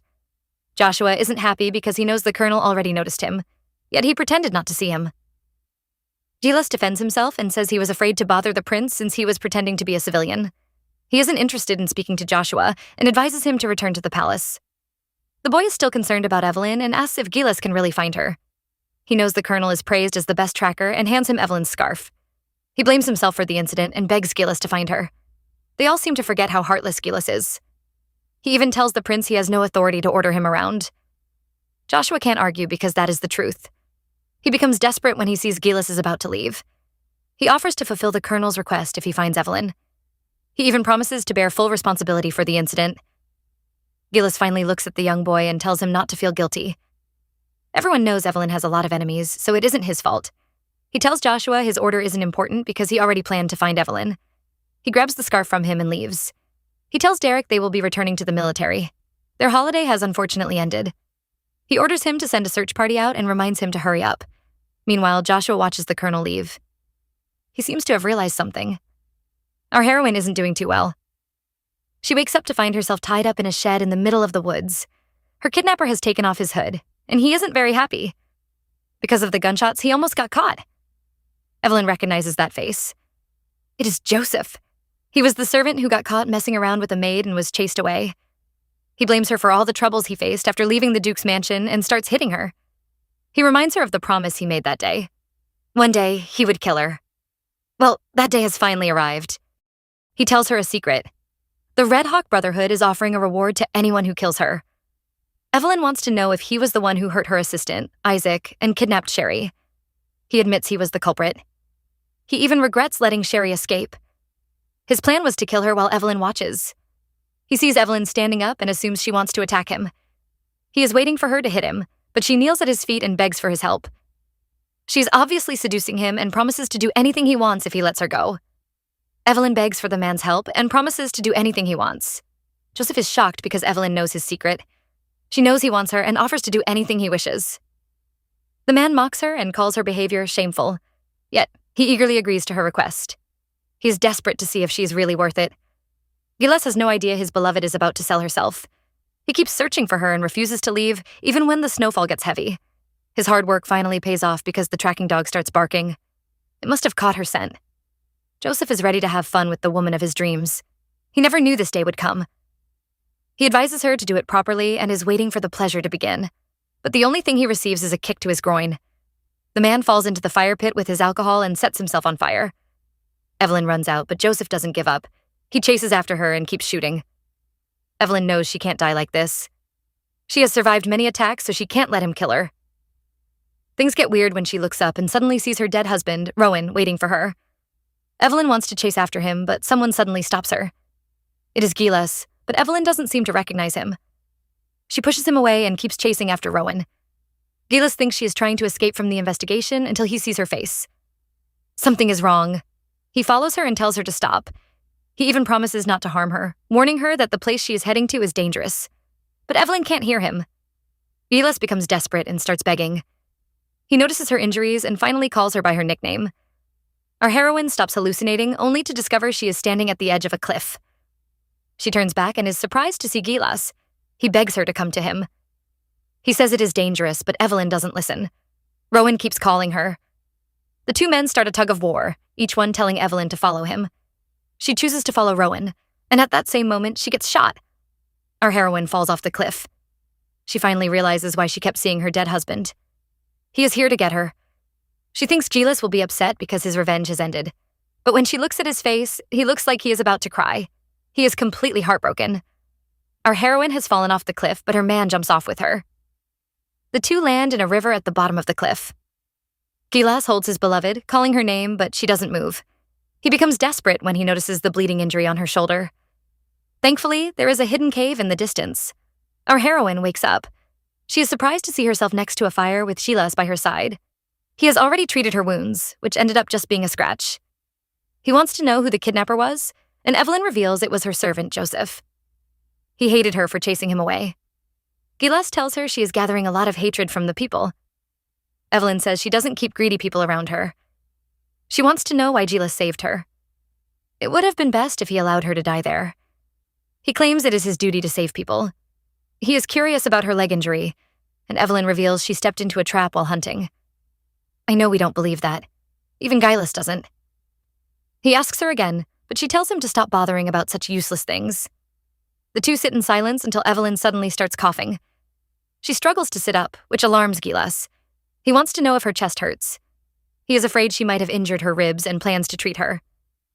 Evelyn mocks him, thinking he is just playing around, but our man is serious. He pushes her down and orders her to stay still. The girl is panicking. Gillis shows her no mercy and pins her down, holding her hands above her head. He warns her to stay still, but Evelyn keeps kicking his head. Now he has no choice but to pin her legs, too. The man tells her to stop struggling. He really wants to check on her. He warns her a broken rib might injure her lungs, causing them to bleed. She will cough up blood till she dies. He tells her to cooperate if she doesn't want to die, but our heroine cannot. His hand on her waist is stirring her desire. He keeps touching her waist and wants to know if it hurts, but Evelyn doesn't answer. Wrong choice, because now the man takes off his gloves and touches her directly. Our heroine cannot take it anymore. Even her toes are curling. She begs him to stop. Evelyn begs Gillis to stop torturing her. He notices how desperate she looks and finally stops. He says her rib isn't broken and lets her go. Because of her struggles, her wounds have reopened. He offers to help her wrap the bandages, but she slaps his hand away. She warns him not to touch her. He doesn't argue and tosses the bandages to her, telling her to do it herself. He seems to be leaving, making Evelyn panic. She asks where he is going. He says he is just going to fetch more firewood and promises not to run away. While our couple is having a small honeymoon, the capital is in chaos. Joshua has returned to the palace with Max, but he is still worried about Evelyn. Max knows Evelyn was his companion and tries to comfort him. But he is also worried about Joshua. He tries to advise him and reminds the prince that Evelyn is a widow. The prince doesn't seem to care, which annoys Max. He tells the prince that Evelyn is known as a witch who killed her husband. Joshua isn't pleased with him, asking if a widow deserves to be kidnapped and murdered. Max tries to explain, but Joshua stops him. He says Evelyn is a citizen of Altrich, so he is going to protect her. He warns Max to speak carefully next time. Inside, Joshua is furious. He remembers Gillis saying he doesn't have the authority to command him and the man's pledge to find Evelyn. It makes him very worried. Over at the cave, Gillis returns with some firewood, only to see Evelyn looking weak. He pushes some chocolate into her mouth, which surprises her. She wonders where he found one, and he reveals that Sherry gave it to him. Evelyn suddenly becomes anxious, wondering how he met Sherry and if he harmed her. He doesn't answer her questions and only mentions Sherry's age. The woman is immediately on guard and wants to know why he is asking. He has noticed how small Sherry looks. She looks so small, he actually thought she was younger. He doesn't say anything, but Evelyn is already warning him not to deceive himself. This is really suspicious. Gillis doesn't respond and only reminds her to change the bandages. Leaving it on might cause an infection. She warns him to mind his business and says she will take care of herself. The man really listens and goes to sleep directly. Evelyn thinks he is asleep. She starts taking off her clothes to change the bandages, but Gillis is still awake. He secretly turns to watch her, and once she takes off her shirt, he is shocked to see that her back is full of scars. Our heroine takes off her clothes, and we see that her back is covered in scars. Gillis is shocked to see it. He stops pretending to be asleep and approaches her, offering to help her rewrap the bandages. Our heroine is freaking out. She isn't wearing any clothes right now. She tells the man to wait, but he doesn't listen. She covers her chest with the shirt, but still feels shy. Unfortunately, the man doesn't even look at her. He is only concerned about treating her wounds. He focuses on the injury, but his touch makes Evelyn blush. I wonder what she's thinking because even her toes are curling up again. But Gillis doesn't notice. He is done and turns around for her to change. He mentions how different she seems, and Evelyn says everything changes with time. He asks about her scars, but as always, Evelyn mocks him. He is done with her sarcasm and warns her to stop playing games with him. Our heroine finally explains how she got those scars. When she was younger, she lived with the Duke's sons, who were also her cousins. The boys never liked her and were eager to chase her away. Gillis still remembers the two brothers, Cedric and Leo Winter. Turns out our heroine made a bet with the boys. She allowed Cedric to hit her with a riding whip and promised to leave the Duke's estate if she made a sound during the beating. But if she stayed silent throughout and the man hitting her got tired, he would grant her wish. What a twisted game. Gillis scolds her for making such a ridiculous bet. He wants to know why she did it, and she says there was something she desperately wanted. Gillis steps outside again to fire the signal flare. He is worried because it is getting late. He returns to the cave only to see the coat Evelyn was wearing lying on the floor. The woman is missing. He starts panicking, searching everywhere for her until he hears her coughing. She seems to be cold and has crawled to the fire. He is relieved and tries to feed her some water, but she doesn't respond. He panics and calls her name desperately until she opens her eyes. But she is hallucinating again. She keeps calling him honey and tells him to pick her up. Left with no choice, our male lead picks the next option. He feeds her the water with his mouth. Evelyn finally opens her eyes and is shocked. She struggles, but the man keeps kissing her. She manages to push him away, but he advises her to keep kissing him. He continues feeding her the water through this method. At some point, he throws the water pot away and just focuses on their kiss. The two kiss for a long time until Evelyn can't bear it anymore. She pushes him away and says she is feeling better. She sneaks another look at him, only to find the man staring at her. He looks like he is holding himself back. There is so much tension, and it seems like something intimate might happen. Unfortunately, Gillis ruins everything when he runs out of the cave. Back at the capital, Joshua is still worried. He is even staying over at Evelyn's mansion. He runs out without even putting on a coat, ignoring the worried Max. He is eager to meet with Derek, but the soldier doesn't have any news. It has been 2 days since Evelyn went missing, and they still haven't found her. Derek is also worried because their colonel is missing. The heavy snowfall is slowing down their work. Max isn't that worried. He believes Evelyn will be fine as long as she is with Gillis. But that is exactly what Joshua is worried about. Oscar arrives and scolds Joshua. It turns out the prince hasn't been sleeping. The man is upset and warns Joshua to stop behaving like a child. Derek also advises him to stop worrying. They all believe Evelyn will be fine as long as she is with the colonel. Joshua tries to pretend he isn't worried, but he isn't fooling anyone. Even Derek has noticed his strange behavior. Everyone keeps telling the prince Evelyn would be fine, but the thought of her alone with the colonel is what gives him a headache. Another day has passed, and the snow has finally stopped. Gillis is relieved because this means the search party will find them soon. He returns to the cave only to find out Evelyn is sick. She has a fever and is already suffering from chills. This isn't good. The man almost faints when Evelyn suddenly pulls him close. Like a shy teenage girl, he pushes her away in fright. It makes Evelyn laugh, and she calls him silly. She tells him to stop acting recklessly so he won't fall out of favor with the Archduke. He has to behave properly if he wants to survive. It is nighttime, and Evelyn's condition has gotten worse. She is hallucinating again. Gillis is worried because her body temperature has dropped. At this rate, she might die. Our male lead has no choice. He takes off his clothes, and we see that his back is covered in scars. Since the fire isn't enough to warm her, he will use his body to keep her warm. He even gently massages her foot. Our heroine finally wakes up. She doesn't say it, but she is annoyed with him. His compassion is exactly what makes him silly. The couple remains in that position till morning. Our heroine wakes up and is amazed by the man's handsome face. He is still asleep, and she tries to secretly touch him. The phone rings right at that moment. Our girl immediately plays dead. Gillis wakes up and looks at her. He is probably wondering why her face is so red even when sleeping. Our couple has finally arrived in the capital. Joshua rushes outside, only to see the colonel carrying his beloved. The two men glare at each other. Oscar is worried, afraid Evelyn might be injured. Gillis assures them she is fine and explains her injuries are only minor. Oscar is relieved, but before he can say anything, Joshua suddenly stops him. He thanks Gillis for saving Evelyn and orders him to hand the woman over to him. Our male lead is no pushover. He refuses to let Evelyn go and tells Joshua not to bother. He even walks past him. The boy becomes annoyed and grabs Gillis. He tries to use his position as prince to bully the colonel. He reminds Gillis he is just a soldier and shouldn't disobey him.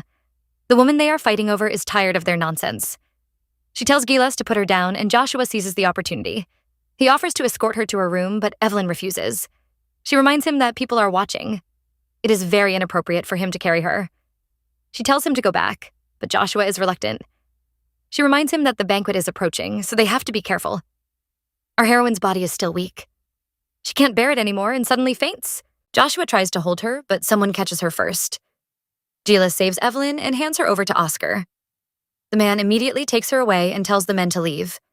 Just then, little Sherry runs outside. Gillis is pleased to meet her and reminds her she still owes him.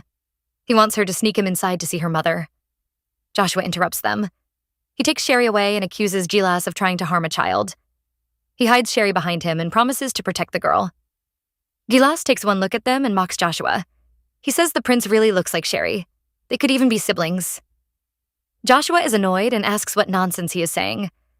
Gillis apologizes and says he thought Joshua would like to hear such words. The boy immediately attacks the colonel. He thinks Gillis is just acting bold because the Archduke is supporting him. He warns him to speak carefully. He wouldn't tolerate him insulting Evelyn. The colonel apologizes for overstepping, but we know he doesn't mean it. We are right because in the next second, he gives Joshua some advice. He tells the boy that Evelyn doesn't like fancy men who act like silly kids. She has really awful taste. The prince can't control his anger and punches Gillis. His men all panic and try to hold him back. Meanwhile, the man he hit isn't concerned. Gillis apologizes for offending him again and says he was just trying to give him some advice. He leaves, ignoring the prince who keeps yelling for him to come back. Gillis doesn't respond. He thinks Joshua is just ignorant. A woman like Evelyn is a demon. To her, love is just like hunting. Her only thrill is catching her prey. She might look pretty, but her true self is demonic. He still remembers how she abandoned him 10 years ago. He warned Joshua so the boy wouldn't end up like him. Evelyn's deception would lead them to their graves. Evelyn is spending time with her daughter. The two are painting together. Or rather, destroying a painting. Evelyn says she wants to draw a bird, but it looks like a very ugly chicken. She blames it on her injuries, but Oscar exposes her. She has never been good at painting. The poor boy receives a beating for that statement and starts crying again. They are having fun when someone suddenly interrupts them. A visitor arrives and barges into the room. Archduke Victor is here. The man can't be here for anything good. He has heard about Evelyn's injuries, but instead of being happy to see her healthy, he feels it is a shame. He has brought a present for Evelyn. Well, that is if a dead fox counts as a gift. He claims it might help her recover. Evelyn is as polite as always and accepts the gift. Since she doesn't get angry, Victor looks for other ways to annoy her. He notices Oscar and acts surprised to see him. He says it is weird for an unmarried man to stay at a widow's house. He seems to be implying that they are together and trying to start a new family. He suddenly mentions a woman's name and asks if Oscar has forgotten about her. Evelyn stops him from talking. She knows how much that name affects Oscar. Back then, Oscar was forced into an arranged marriage, but he fell in love with his fiancée. Everyone thought they would end up together, until Victor interfered. He was always jealous of Rowan. He hated him so much that he even targeted Rowan's friends. He stole Oscar's fiancée and even caused her death. Oscar still remembers his fiancée, Angelica. He is annoyed that Victor has forgotten her name and warns him not to insult the dead. The Archduke doesn't care. He says the girl wasn't beautiful enough for her name to be remembered. Oscar decides to leave since Victor keeps mocking the girl. Our heroine isn't pleased and wants to know why the Archduke is here. He says the king asked him to bring Evelyn to the palace immediately. He didn't even change and came here in his hunting clothes. He announces there is an urgent meeting. Evelyn is worried. She wonders why the king would call for a meeting so urgently. She suspects his condition has worsened. Victor wonders why she is so quiet, and she says she isn't feeling well. He remembers she has been shot and suddenly tries to take off her clothes, demanding to see her injuries. Evelyn tries to push him away, but he is too strong. He claims he is an expert, which might be true because he notices the bullet only scratched her. For some reason, he suddenly describes how he hunts his foxes. He first beats them until they are half dead and then lets them go. His hunting dogs would trail the fox back to its home and then devour its children. That is a malicious death, but Victor says watching it makes him very happy. What a twisted man. They are interrupted by Gillis. He opens the carriage and sees Victor holding Evelyn. He ignores them and reports to the Archduke. He has questioned the man who kidnapped Evelyn, and suspects the rebels might have planned it. But before they could get his confession, Joseph ended his life. Victor doesn't really care about that. His focus is on meeting the king. As soon as he leaves, Gillis offers to help Evelyn, but she refuses. They head to the throne room and Victor turns into a drama king again. The king is speechless and finally announces why he summoned them. He plans to announce his heir during his birthday banquet.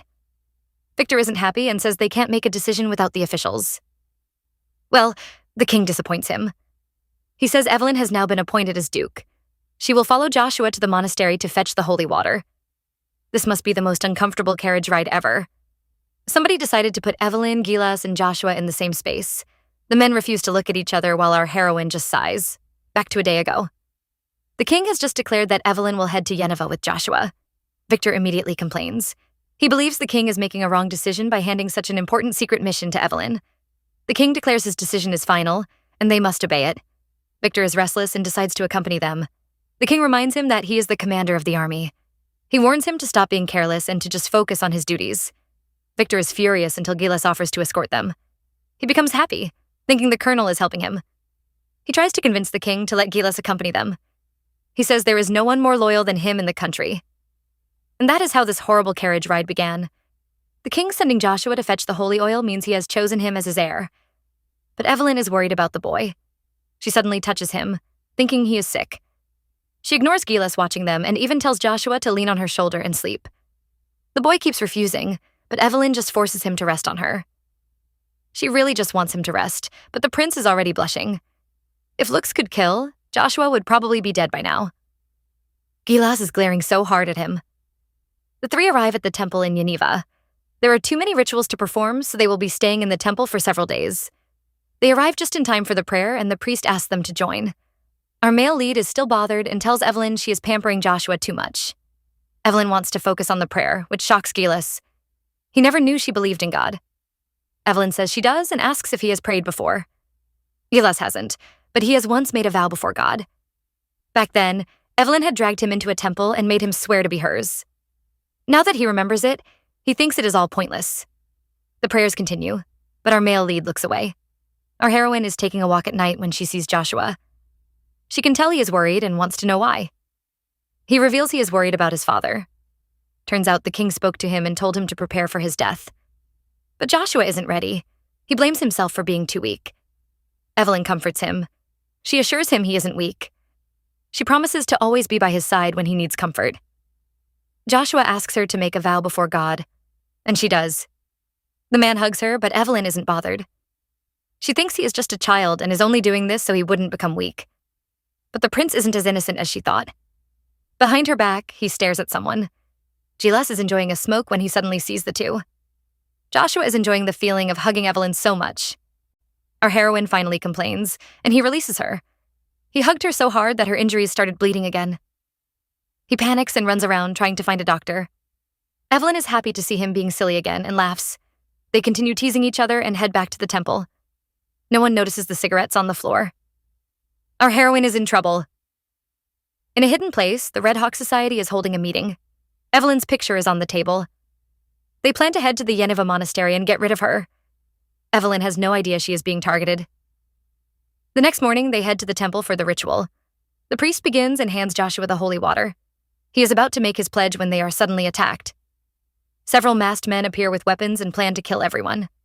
One of them attacks Joshua and is about to kill him. Evelyn comes to his rescue and shoots the man. She warns Joshua to leave.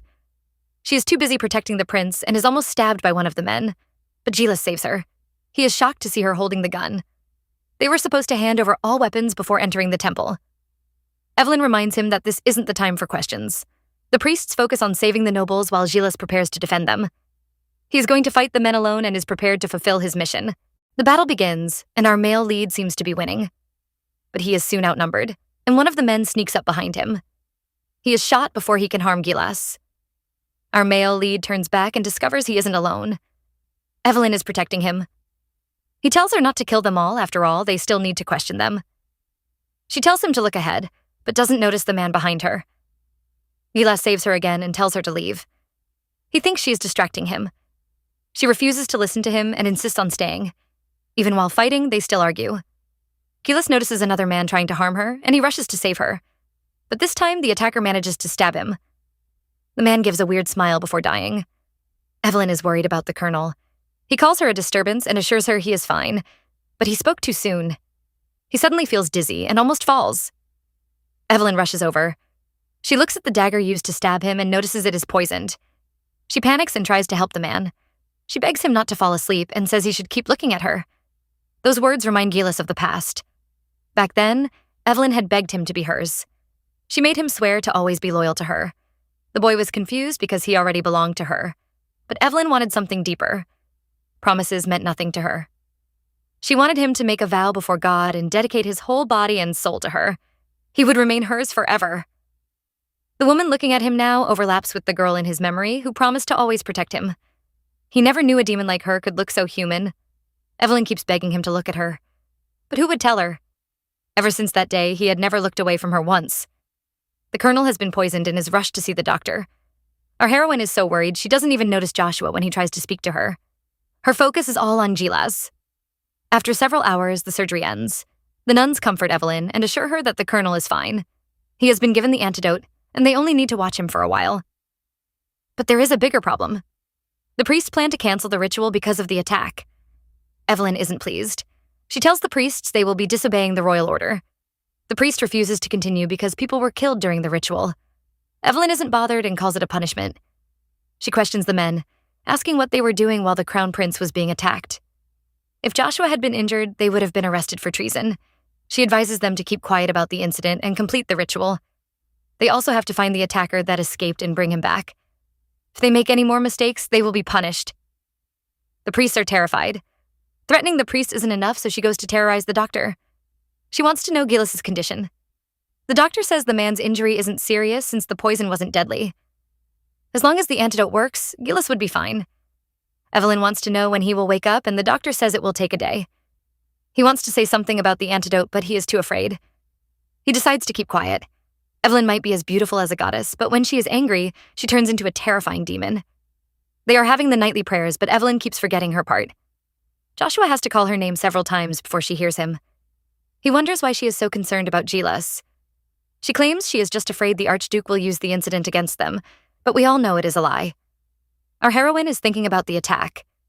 She finds it very suspicious. They claim to be targeting Joshua, but they seemed like amateurs. There are too many questions, and she misses Gillis. She prays he wakes up quickly, and her prayers are answered. She enters her room and sees the man sitting on her bed. In another room at the temple, the doctor complains about how scary Evelyn is. The priest agrees. He wants to know what the doctor planned to tell Evelyn about the antidote. The man says everything would be fine if Gillis didn't wake up before the medicine's effects fade, but if he wakes up before it does, he will be under an aphrodisiac effect. Well, it is happening already. Our male lead is awake and even moves around. Evelyn scolds him and says he should go back to bed, but the man approaches her. He suddenly leans over and starts kissing her neck. He is very jealous as he can smell Joshua's scent on her. Evelyn is annoyed and says he isn't in his right mind. Our hero laughs. He hasn't been in his right mind since she abandoned him 10 years ago. He suddenly chokes her. He has been enduring everything, waiting for this moment. Evelyn isn't scared and asks if he plans to kill her. Unfortunately, he has worse plans for her. He suddenly leans down and bites her neck. He says killing her is only temporary. What he really wants is to watch her suffer and remain in despair. While they argue, Joshua suddenly comes over. The couple is actually talking about him. Our male lead is tired of seeing the boy clinging to Evelyn and plans to twist his neck off. Just then, the innocent boy knocks on the door. He wants to see Evelyn. Gillis is happy to hear this. It looks like his prayers have been answered. Joshua knocks on the door and requests to see Evelyn. He has no idea what unholy things are going on behind that door. Gillis is ready to head out and beat that little boy, but Evelyn stops him. She tells Joshua she is awake, but she isn't dressed properly. She refuses to open the door. He apologizes for disturbing her and reveals he is worried. He noticed how troubled she was ever since the colonel fainted. Of course, Gillis is pleased to hear this and asks if it is true. She says it was only because of the attack. She tells Joshua she just needs to rest and advises him to do the same. Gillis is jealous. He calls the prince a coward who needs Evelyn's comfort. She pushes him away and warns him to leave before he makes a mistake. The man doesn't listen. Instead, he moves closer. His actions make Evelyn blush. Outside, Joshua can hear some strange noises and suddenly asks if she's alone. Evelyn is shocked because she thought he had left. He says he heard a noise and decided to return. Gillis is annoyed by how stubborn the kid is. He is about to open the door, but Evelyn stops him again. She tells Joshua she was just praying. Meanwhile, she whispers and warns Gillis not to do anything stupid, like the man would listen. He suddenly starts kissing her neck. Joshua is really stubborn. He refuses to leave and offers to stand outside and recite prayers with Evelyn. He keeps talking, but Evelyn can't hear him. Gillis is being naughty, and she can't control herself. The prince really begins to recite the prayers. He expects Evelyn to read with him, but our heroine is experiencing a different kind of pleasure. She tells him to leave, but he insists on reading the last page. Gillis teases Evelyn, telling her to ask Joshua for help. Who knows? The kid might be able to rescue her from this hell. But Evelyn doesn't need any rescuing. She hugs Gillis back and tells him she is ready to fall into hell with him. The man is very pleased, so he puts more effort into pleasuring her. She continues reciting the prayers with Joshua, but I don't think God is listening. After a long time, Joshua finally realizes something is wrong. Still, he refuses to leave. He continues reading the prayers while our couple starts kissing. He finally finishes the passage and decides to leave. Inside the room, our couples have just started their night. We see the attacker who escaped after trying to kill the crown prince. He runs into the forest and heads to their meeting point. But he is disappointed. He is the only one who survived. He blames the monster-like colonel. He is still complaining when a man steps out. It is a member of the Red Hawk Society. He asks the assassin if he is alone, and the attacker says all his members died. He blames the Red Hawks for not telling him about the colonel and demands 3 times his payment. He doesn't notice he has been surrounded, and when he does, it is too late. The man is frightened and finally realizes these weren't the people who hired him. The leader of the Red Hawk says he is right. The ones who hired him were imposters. This is the real Red Hawk Brotherhood. He approaches the assassin with a knife. The man defends himself and says he only accepted the job because they offered him a lot of money. He doesn't look back and is suddenly stabbed from behind. The Brotherhood leader wants to know who hired the killers and why they pretended to be from the Brotherhood. But the assassin really doesn't know. They never met the clients and only spoke through a middleman. He begs the leader to pity him. He reminds him that the Brotherhood is supposed to support the citizens. He wants to destroy the nobles and the royal family, so he is on the same team as the Brotherhood. The leader tells him the truth. Since his client didn't show up, that means the assassins were all supposed to die. He tells him the Brotherhood hates people like him who abandon their teammates and escape alone. The killer looks around and notices the members are all holding daggers. Inside the temple, Gillis is still kissing Evelyn. She slaps him, injuring his face. He doesn't stop, but instead grabs her and moves over to the bed. Outside, the leader demands to know who gave the orders and why they pretended to be from the Brotherhood. He suspects they were the ones who instructed Joseph and left the Red Hawk symbol everywhere in the city. The Brotherhood members all seem angry and take turns stabbing the killer. The leader accuses him of defiling the will of the Red Hawks. They were supposed to hide until the time of the revolution, but the man has disrupted their plans. Our couple is still going strong and our heroine stops resisting. They have probably tried all 50 positions at this point. They have no idea their assassin is begging for mercy. He suddenly pulls the leader's shirt open and we see his chest is full of scars. Back in the room, Gillis also takes off his shirt. His scars are almost the same as the Brotherhood's leader. Could Gillis be part of the Red Hawks? Our male lead is having a nightmare. He imagines Evelyn kissing a man, except it isn't him. He wakes up in his bed alone. The priest checks on him and is surprised to find him awake. He tells Gillis he has been asleep for 3 days and takes him out for breakfast. The colonel is curious and asks if he has really been asleep. The priest confirms he has been alone in his room. Our male lead is confused because he clearly remembers sleeping with Evelyn. He thinks it is just a dream and goes out to have breakfast. Evelyn and Joshua are also eating, but it is a very annoying sight. The prince keeps feeding her. Our heroine should be an actress. She notices Gillis and acts surprised to see him awake. She says he is recovering so fast he doesn't seem human. Gillis, the non-human, tells her it is part of his job. Evelyn is annoyed and calls him a monster. When he asks if anything happened last night, our heroine becomes anxious. She claims he slept all day and insists he must have been talking in his sleep. She tries to leave but suddenly trips. She almost falls, but Joshua rushes to catch her. He is worried she might have tired herself out last night. The scarf around her neck falls off and our male lead is shocked to see some Hickeys. He knocks his food over and rushes to her side. He wants to know how she got these marks.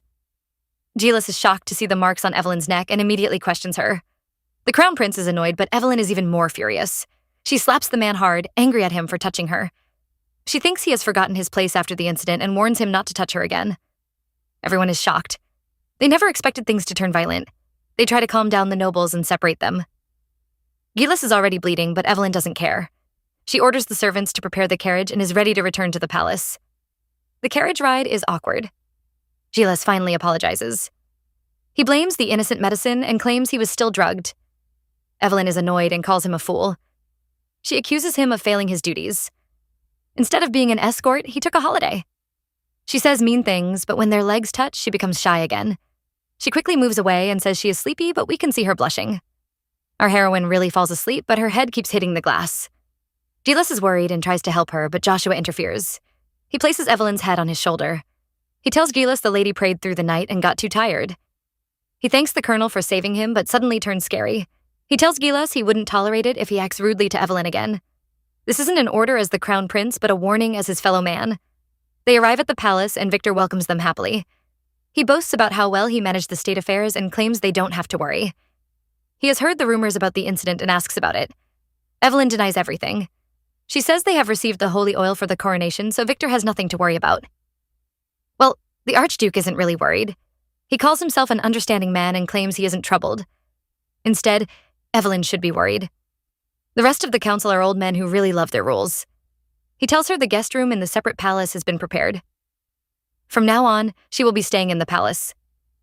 Evelyn refuses and says she has to return home to handle her affairs. Victor tells her it was the king's order. The king's birthday banquet is coming up, and there are a lot of things to prepare. He is going to need Evelyn's help, so it would be better if she stayed in the palace. He doesn't allow her to argue and simply tells the soldiers to escort her to her room. Evelyn is annoyed and immediately sends away the palace maids he assigned her. They try to insist on staying, but she scares them away with a cold look. Our heroine is actually frustrated. She thinks Victor is trying to trap her in the palace so he can monitor her actions. He won't even let her visit her mansion. This is basically a prison. But she has no time to think about such things. She needs to prepare the banquet's guest list and find a fiancé for Joshua. I don't think the boy would like that. Some of the files fall off the table. Evelyn struggles to pick them up, but someone steps on them. She looks up and sees Gillis. He heard about Evelyn dismissing the servants and reminded her that they are just following orders. She has scared them so much that no one is willing to serve her again. Our male lead is here to offer up his services. He plans to serve her personally. Evelyn refuses. She doesn't want to bother him since he is still sick. The man tells her not to worry since it won't be troubling him. Evelyn is confused until Gillis tells her the worst news ever. His room is right next to hers. Our male lead tells Evelyn his room is right next door and she begins to laugh and panic. She thinks he is purposely annoying her and she can't stand it anymore. She orders him to leave, but somehow manages to trip over her dress and falls to the floor. How embarrassing. The man is concerned, but she warns him to stay away. She tries to stand up, but this time she knocks over a vase. Gillis has had enough and tells her not to move. He begins to pick up the pieces of glasses and confesses he was just joking. His room isn't next door. He was just playing around and didn't expect her to overreact. Evelyn says that wasn't an overreaction. In fact, she would rather stay in a mental hospital than spend time with Gillis and his jokes. The man isn't bothered and hands over her shoes. He can tell she is anxious, but she denies it. She tries to fix her shoes, but her ankles are twisted.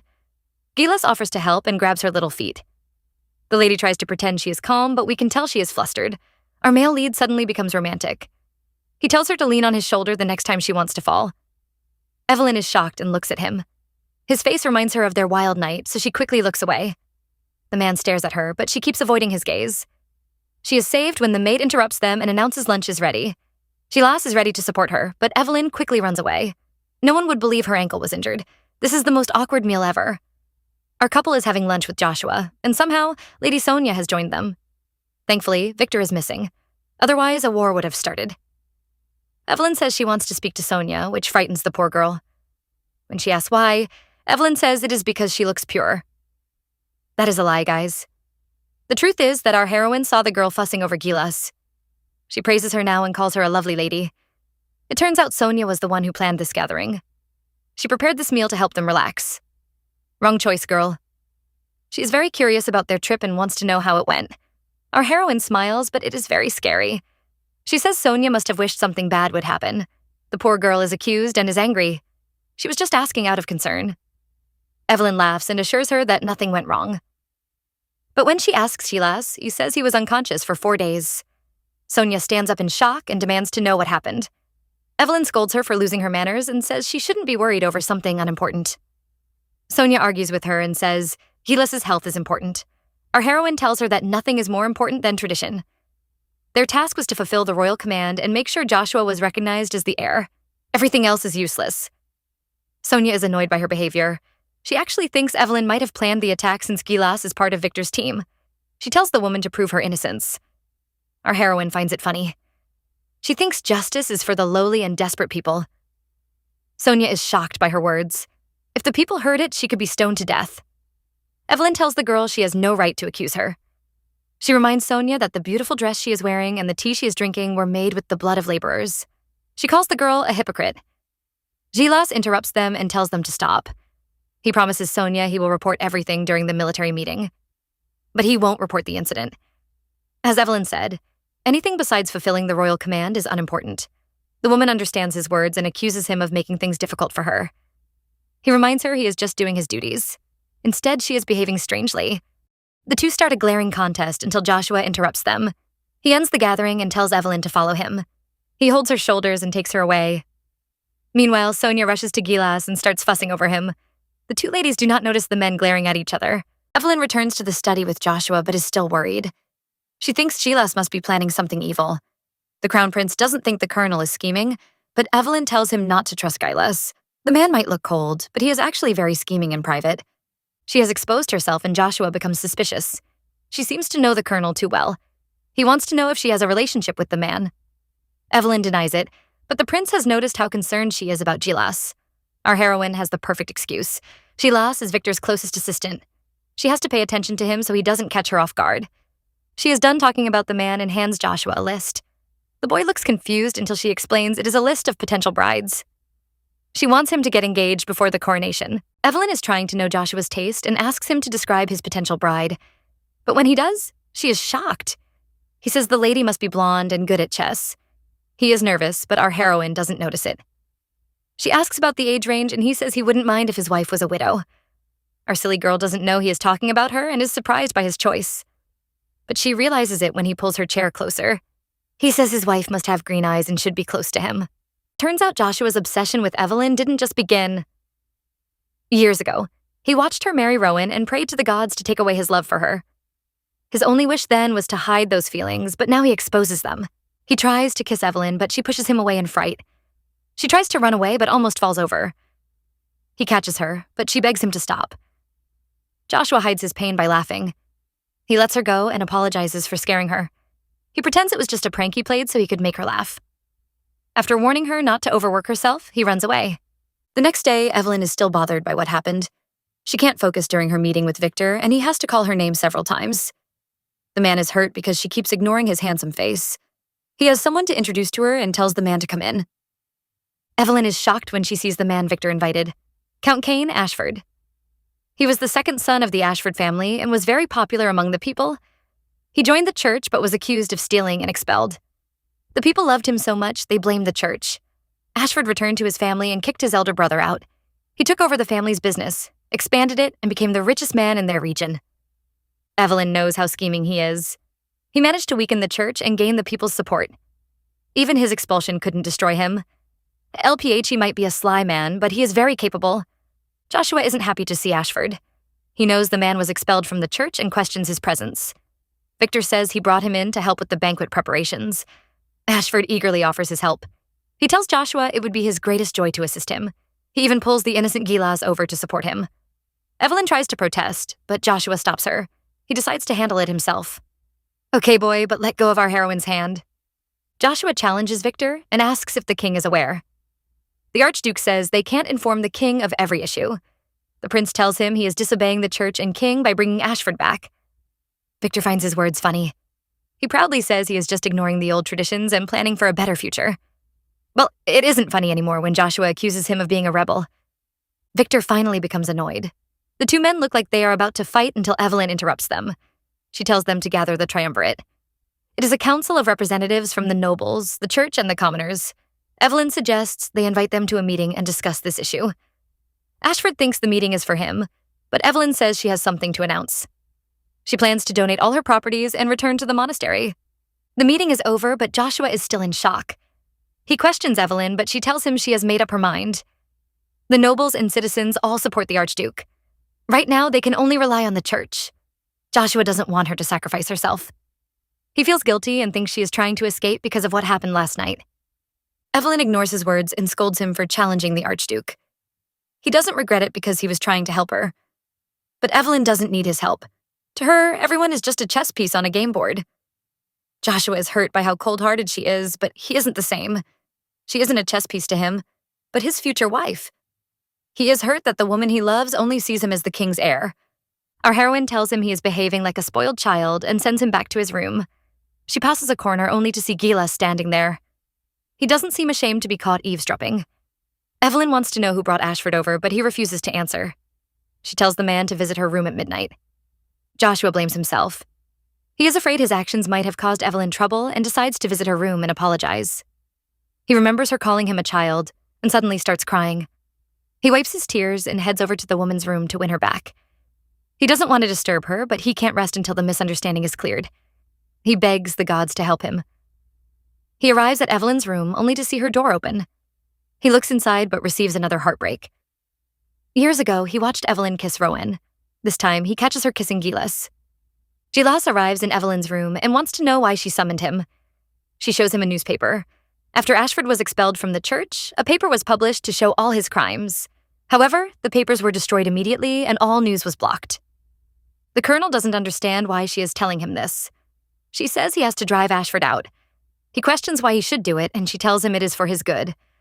Gillis is sure she doesn't care about him and wants to know the real reason. She calls him by his nickname and tells him to listen to her. He finds it funny. She is really doing her best to manipulate him. He suggests she ask Cain Ashford to help her instead. Everyone knows how much the man loves women. If Evelyn calls for him, he would rush over immediately.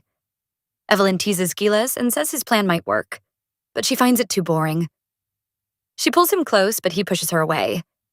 He is going to pretend like this never happened because it is just a waste of his time. The next day, Ashford is introduced to Sonia and the man almost drools. He kisses her hands many times and praises her beauty. The girl is obviously uncomfortable, and she looks at the culprit who arranged this meeting. Evelyn. Our heroine isn't bothered by the chaos she caused. Her excuse? She was bored and decided to invite Sonia for some tea. Ashford isn't ashamed to sit with the ladies and joins them. Evelyn encourages him and even mentions his marriage, finding it a pity he is still single. Sonia interrupts them and wants to know why she was invited. Evelyn's plan is simple. She wants the two to become marriage partners. Joshua is at the training ground. He is dueling with Max, but his mind is a mess. He doesn't pay attention and almost kills the poor boy. He apologizes, but Max has noticed he is distracted. He asks Joshua about it, but the prince refuses to speak.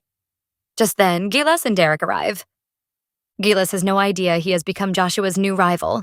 He received an order from the Archduke to clear the practice area. He apologizes and offers to escort the prince to another spot, but Joshua refuses. He tells Gillis this isn't the military, so he has no right to interfere. He accuses the colonel of belittling him. Our male lead is confused because he is just following orders. He assures the prince he has no personal feelings. Joshua doesn't believe him and asks him one question. He wants to know if he loves Evelyn. Inside the palace, Sonia is throwing a tantrum. She tells Evelyn her uncle has chosen Gillis as her fiancé. Our heroine doesn't believe the engagement is real. It must have been planned by Victor to attract public attention. She thinks he will change his mind now that Ashford is here. Sonia denies it and declares her love for Gillis. She is dealt a harsh blow when Evelyn asks her if the man loves her. She believes he will one day, but Evelyn tells her it is impossible. Gillis is a soldier, so he would feel responsible for his wife. He will train himself to protect her as a husband, but he would never love her. Sonia is furious. She almost jumps over the table as she scolds Evelyn. She says the woman doesn't know what love is and promises to make Gillis hers. Evelyn finds it funny. If Gillis really loved her, Sonia wouldn't be so afraid. At the training ground, the men are also confronting each other. Gillis says he doesn't love Evelyn, but Joshua doesn't believe him. He has seen the way Gillis looks at her. He wants to know what the colonel was doing in Evelyn's room last night. Sonia is furious. She thinks Evelyn has no right to insult her love. She calls our heroine a terrible person and hopes she dies in loneliness. Evelyn isn't hurt by her mean words. She tells the girl a harsh truth. She has no right to speak about love. She is just a pitiful pawn being moved around on a chessboard. A pawn like her has no choice but to obey the Archduke's commands. That is the only way she will survive. Joshua wants to know why Gillis was in Evelyn's room at night. Our male lead tells him to visit her himself. Who knows? Evelyn might pity a child like him. Since he looks like her dead husband, she might finally accept him.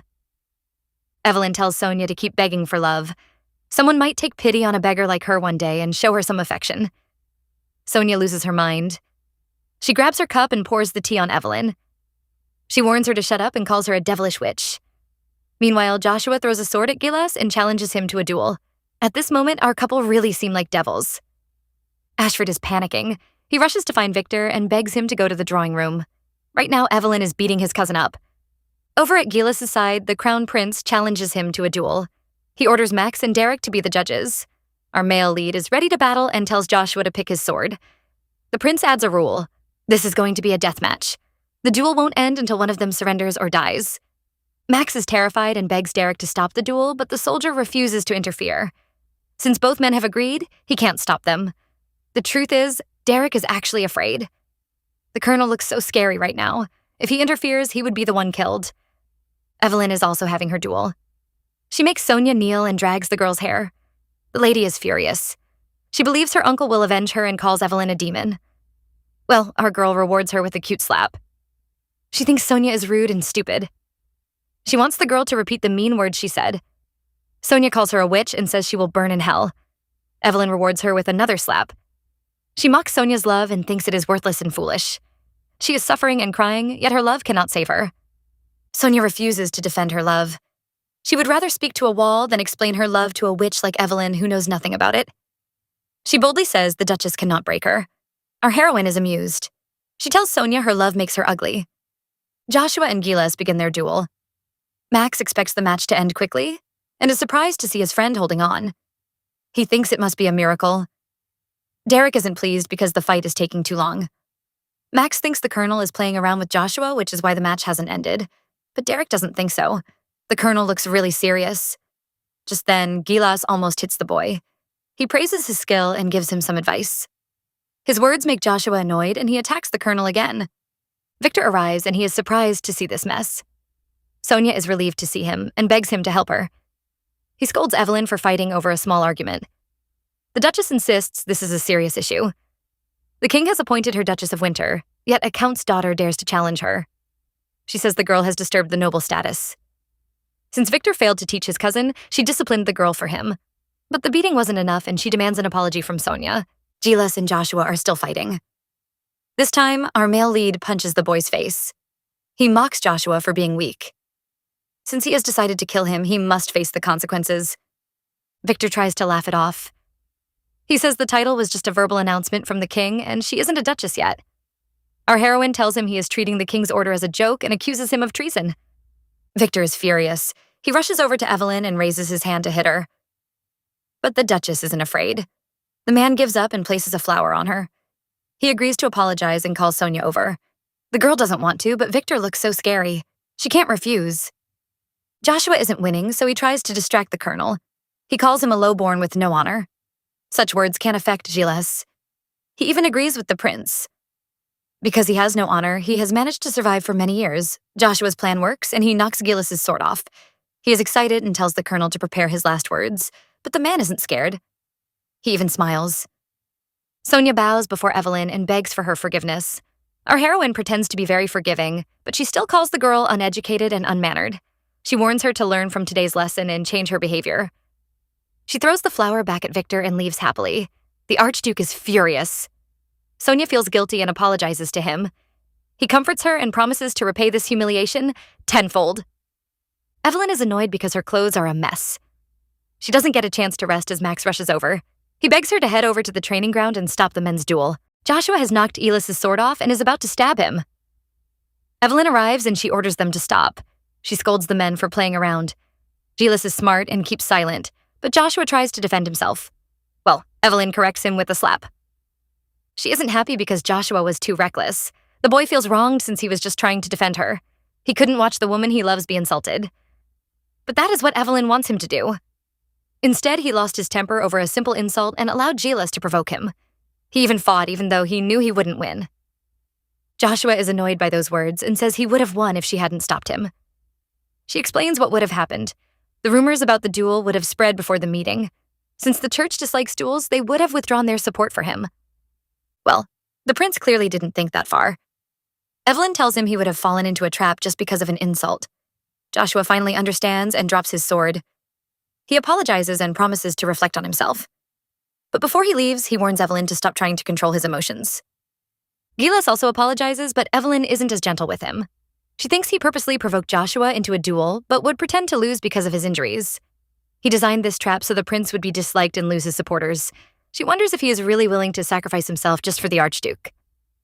Gillis refuses to answer, so she leaves in annoyance. She thinks he is a lowly man who fights with a child. Gillis defends himself and says it was the crown prince who provoked him first. He says Joshua asked him if he loved her. To him, those words were an insult. Evelyn isn't bothered and advises him to go to the drawing room to comfort his fiancée. Gillis goes to see Sonia. She starts crying immediately she sees him.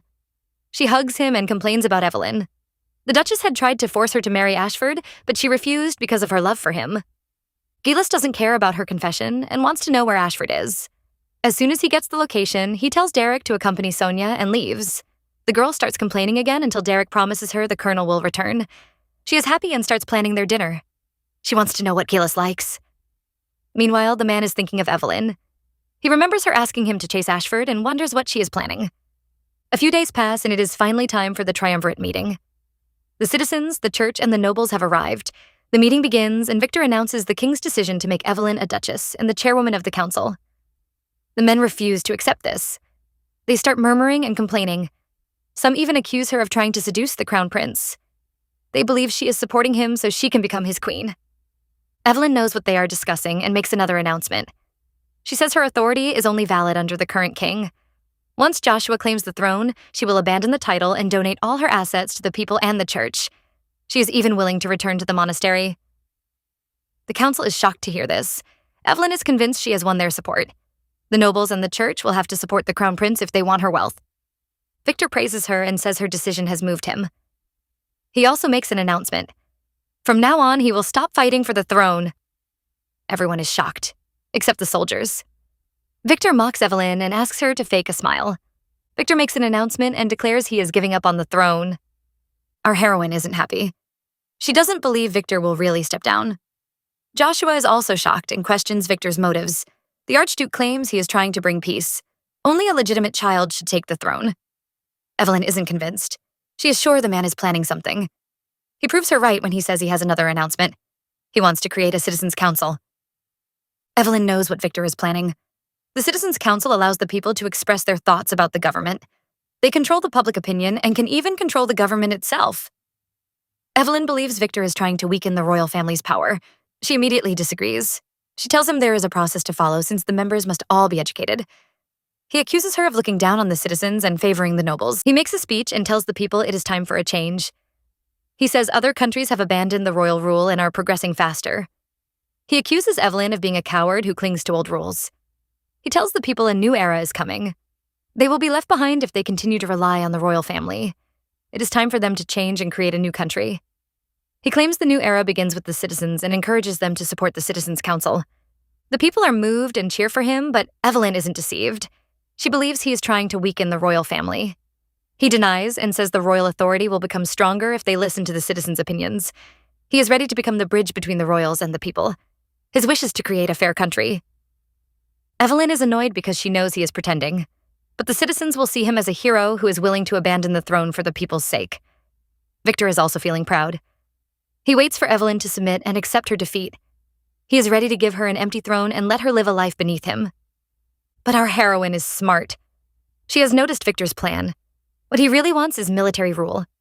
He will pretend to be the people's representative and use his position as chief of the army to take control over Altrich. But Evelyn is ready to ruin his plan. She praises his speech but reminds him he is already the chief commander of the army. She is afraid he might abuse the military power. Victor says the military is just a tool. Gillis supports him and tells her their job is to protect the nation and the people. That is what Evelyn wants. She laughs and announces her support for the Citizens' Council. She even praises Victor for caring for the people. The man feels smug until she makes another suggestion. Since he has already agreed to be the people's representative, his position of military commander has to be given to someone else. They need another representative who can represent the people and resist the nobles' control. The people are surprised and wonder where they can find such a person. Well, there is one right in front of them. Evelyn reminds them of Gillis. He is a famous war hero who fought his way to the top. He is the perfect person to take over the military. Evelyn believes she has won. No one will reject her suggestion. If Victor refuses, he will expose himself and reveal his love for power. She says she is just trying to lessen his work. She reminds him he has renounced his claim to the throne. He will still enjoy the glory of the nobility, but he won't have any military power. She has used his trap against him. Right now, he will remain stuck in his position as the people's representative. He has lost both the throne and his position in the military. Since he tried to weaken the royal family's power, Evelyn is ready to make him a puppet. Victor is extremely angry. He schedules a meeting with Derek and Gillis and leaves. He thinks about Evelyn and makes up his mind. He is going to get rid of her. Evelyn has no idea her life is being threatened and is relaxing after the tough battle. She knows things will still be troublesome, but at least they have more time. It suddenly starts raining. She goes over to shut the windows only to see someone standing outside. Evelyn almost faints from shock. It is our male lead, and he steps into the room. She wonders how he got here and calls him crazy. He says she is the crazy one. He believes she doesn't understand what she has done. Evelyn tries to joke about it and says he must have celebrated his promotion. She thinks he is here to thank her, but the man warns her to leave. He seems desperate as he hugs her and begs her to run away. Enjoying this? Comment Mad Dog below for part 3. Until next time, ciao!